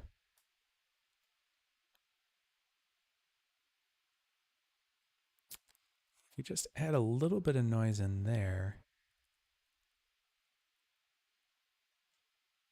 we might, just might, get something that looks even more interesting or convincing here. And, you know, you can kind of play around with that however you might want to do it, right? But I think you can start to see where this, you know, effect goes. You know, you could use something like this for modeling some wax dripping down a candle or something like that. You could do, you know, this kind of a bark effect. Um, there's a ton of different things that you could do um, with an effect like this, and yeah, I think you can see that there's quite a bit of interesting different possibilities with advecting points along things, and moving them around and being able to kind of create curves, create things that will um, just be able to kind of travel down the geometry, do something interesting, add in some noise. You can smooth with it once you've got it as a VDB. You can smooth and add noise and do all that kind of stuff. So, um, you can see how this could obviously be something interesting. You could also let's even take this down a little bit more and see how this looks when we have less points.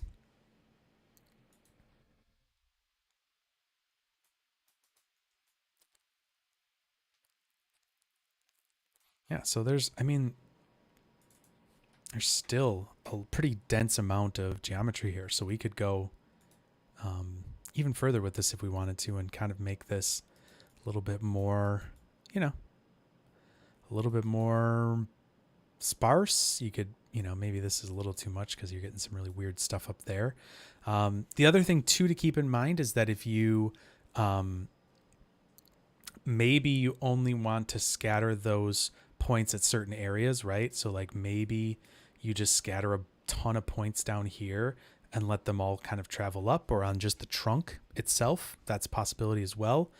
Um, if you want the UVs from the sweep, would the best way be to attribute transfer that once? Yeah, 100%.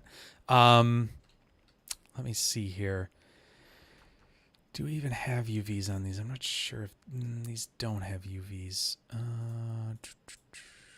Could compute them. Yep. So if you did that, right, you've got your UVs, and then you took this down here and this here, right?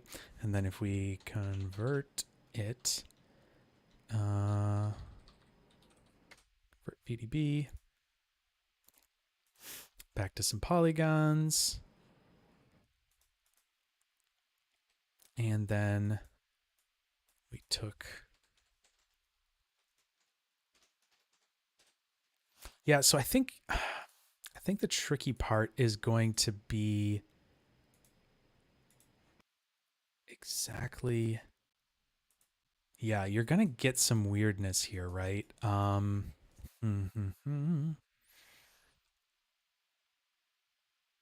Because you're, in my case, the tree doesn't have VDBs, right? So that's part of what we're missing here. Or I'm sorry, not VDBs, UVs. So that's part of what's happening there. Let's make this a little more dense again, and should be able to see that a bit better.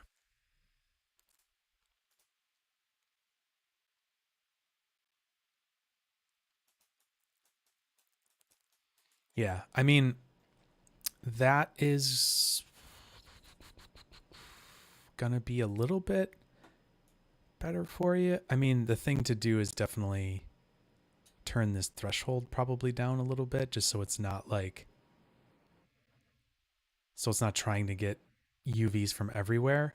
Um, it's going to be tricky for sure. Might want to do something like a poly reduce before doing that. That might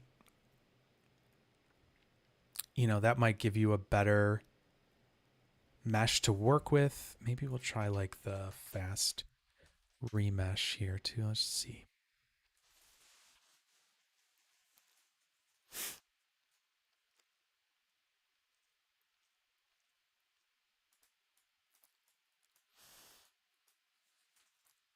I have a feeling that the poly reduce is going to work better here. I don't know why, but I just have a feeling it will work a little better. Um,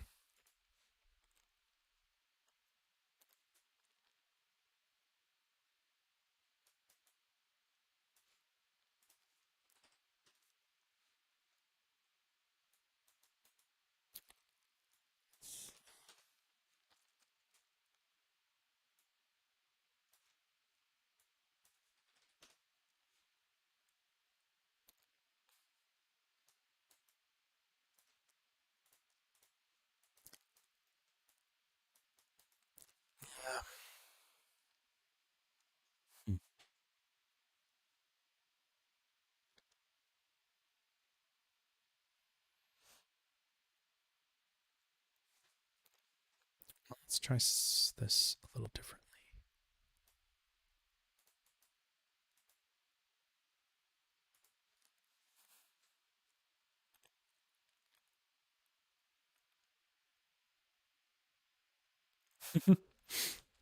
Well, that looks interesting.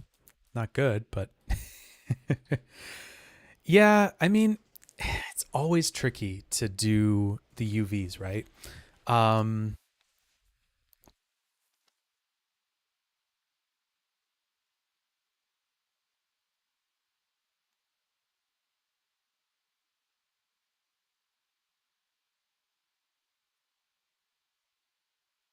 I think probably transferring those and using them like this is going to be the closest you're going to be able to get.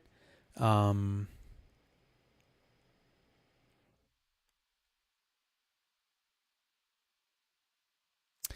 yeah, there is. Well, it's not really. I mean, triplanar is really something that's kind of a little bit more of like a render time thing, right? Like, it's all triplanar is like all about obviously having kind of those three different axes of projection, right, and then blending between them.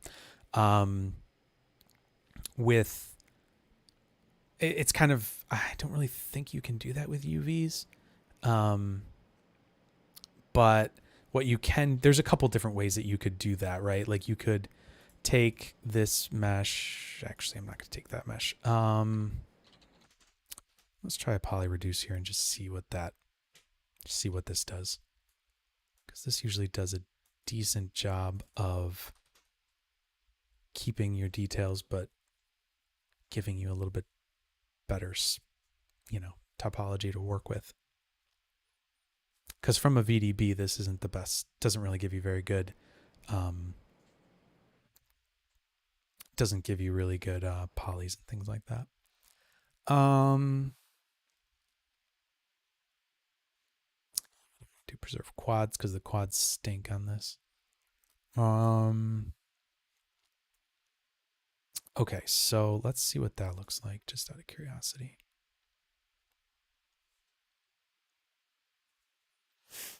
Yeah, it's actually maybe a little better than it was before. Um, the thing you'd want to do too is have this tree be there. Okay. Anyways, so here's your poly reduce, right?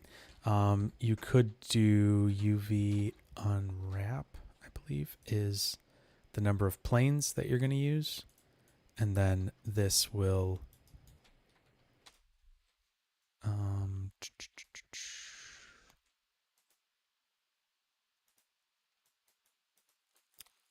these will be your different UVs and things like that it's going to start to build. You can kind of split it up different ways using this. The other one that I really like, but it can be a little bit process intensive, is the Labs Auto UV. It's got some really nice tools in it. So we'll throw it in here. It's going to take a little bit of time to calculate,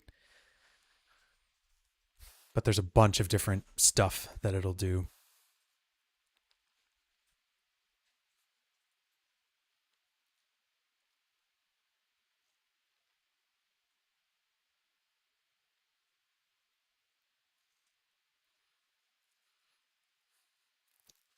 Like I said, it's a little process intensive, but it gives you pretty decent like UVs for what it does. You know what I mean? Like it certainly is going to um, not be the worst UV layout that you might see.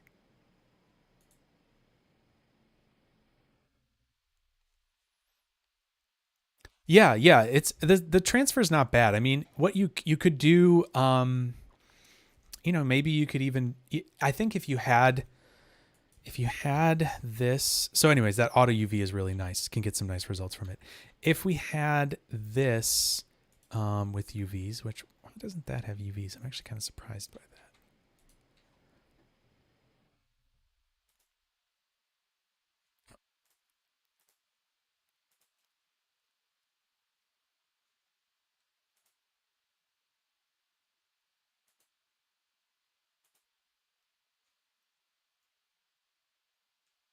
Does this not have UVs? I'm so good. Oh, it does. What? Got a UV attribute on these. What's going on here? Man, there's a lot of attributes there. Whew. Yikes.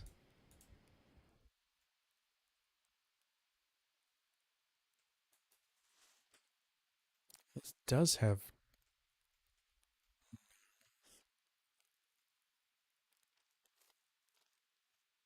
Okay, so what I could do is take this and this, merge them together, put this in here. Let's see. See if that's any cleaner. Can't say for sure it will be, but... Oh, I have the poly reduce in there. That's right. I'll just take that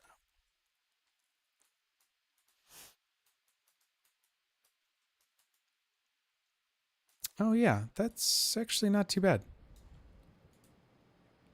I think if I take this out, it's going to get a little dirtier. Yep, there's some of these little sections in here that actually kind of clean up nicely when you have both of those in there. Yep. Yeah. So that actually is pretty nice then. So that's really what you'd want to do is make sure you have both of those geometries coming into that transfer. Why this isn't visualizing with that? Maybe there's another attribute that's just overriding this grid visualization, because there's a ton of stuff here. Probably is. There's probably a detail attribute that's thumbs up. Yeah, so I think we got something going here, you know. I think you got something interesting that you could work with, and you know, like I said, another thing you could do is intentionally paint where you want the start points to be for those where those initial points for the simulation are going to go. That would certainly be something that you could kind of control this a little bit better, because some of these branches up here don't need as many. So, you know, maybe you paint some down here and just maybe along the main trunk and just let them kind of grow out. You know, paint like a density attribute and then drive up here your scatter instead by density and just use a density attribute there. In fact, no, this one doesn't have it. Some of the nodes, these, you know, currently when you have like an attribute like this, there's actually like a little paint button here that'll just drop a node up above it. But you could just do a is it paint? You do something like this, attribute paint, and just drop this up here. And then this is going to be a mask, but you could just call it density. And then make sure we're painting here, make this brush a little bigger. You can just, hello, no?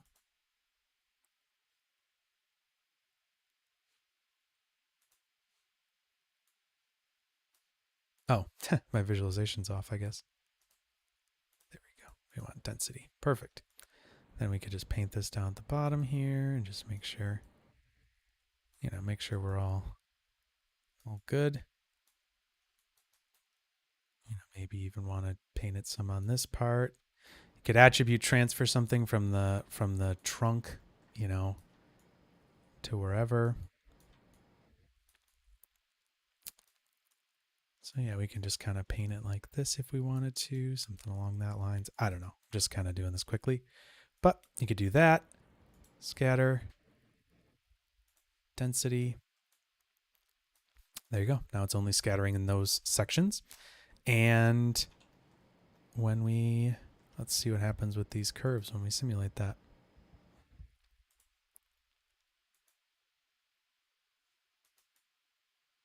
Yeah.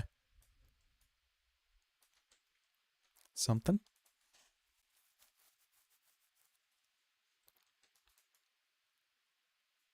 Yeah, I mean, that's certainly interesting looking, and you have less, maybe less random start positions of these kind of pieces of bark and stuff like that. So yeah, it's kind of an interesting thing to do as well. You could kind of paint where you want those to start.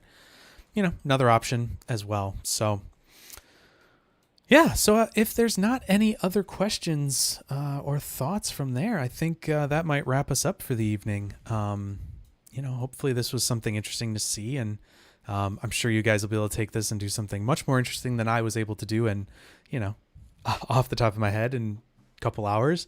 So yeah, let me know if you guys have any other questions before we wrap up. But I think we made something kind of interesting tonight.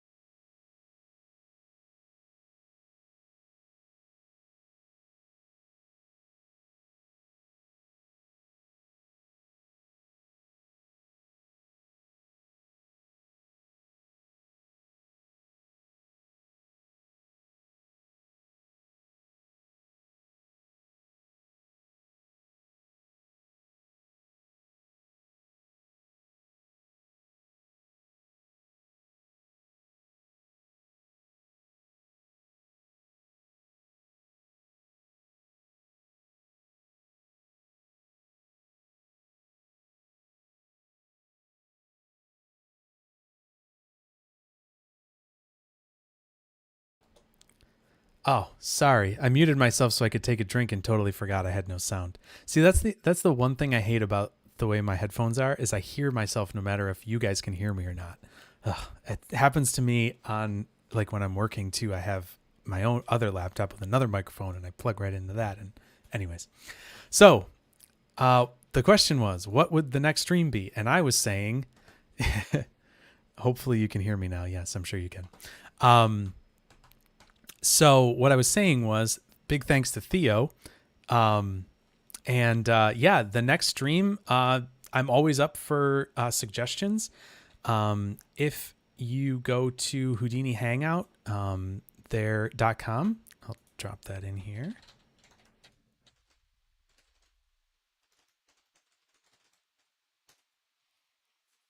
Right there, HoudiniHangout.com. There is a Discord invite on there that you can join the Discord and suggest things. That was big thanks to Theo for suggesting it this week, and he brought me back to one that he had posted before and had that extra video, and I was like, oh, well now I know exactly how to do it. I can reverse engineer that. Um, Sometimes I just need a little kick to know what I need to do. But anyways, so yeah, if you guys have suggestions or anything like that for the stream, Jamal, please, if you have anything, I'd be interested to hear. Next week, I actually will be out of town. I will be, so I won't be streaming now that I'm thinking of it, but I will be in New York City and Austin next week. So I'll actually I'll probably be in Austin next week. But here's our little education thing that we're doing in New York City and Austin. There's a link to it. And so there will technically be something I'll be presenting at both of those. I'll be presenting about USD and Unreal. And so that'll be recorded and it'll be online sometime in the not too distant future. So technically there'll be a delayed stream in some ways. But yeah, I'll be in New York and Austin the next couple weeks or the next week. So no stream this week. There's also a schedule on my website. So if you ever want to take a look and see when the next one's going to be, usually I'm doing them on Wednesdays, but sometimes I have to shuffle things around. But that should be up to date with the calendar on there. So yeah. So anyways, thank you guys so much for joining me tonight. I always love having people comment and make suggestions and things like that. It's always good. And let me know when I turn my microphone off and forget to turn it back on. But yeah, I really appreciate everybody being here, and hopefully everybody enjoyed last week stream as well with Michael Goldfarb from Side Effects. If you didn't watch that, take a look at that. But he was awesome and really gracious for giving us some of his time. Hoping to maybe be able to have some more people from Side Effects on sometime in the not too distant future. But I'll have to I don't want to take too many, I don't want to make too many requests, but we definitely have a lot of people there that could present on some really interesting topics.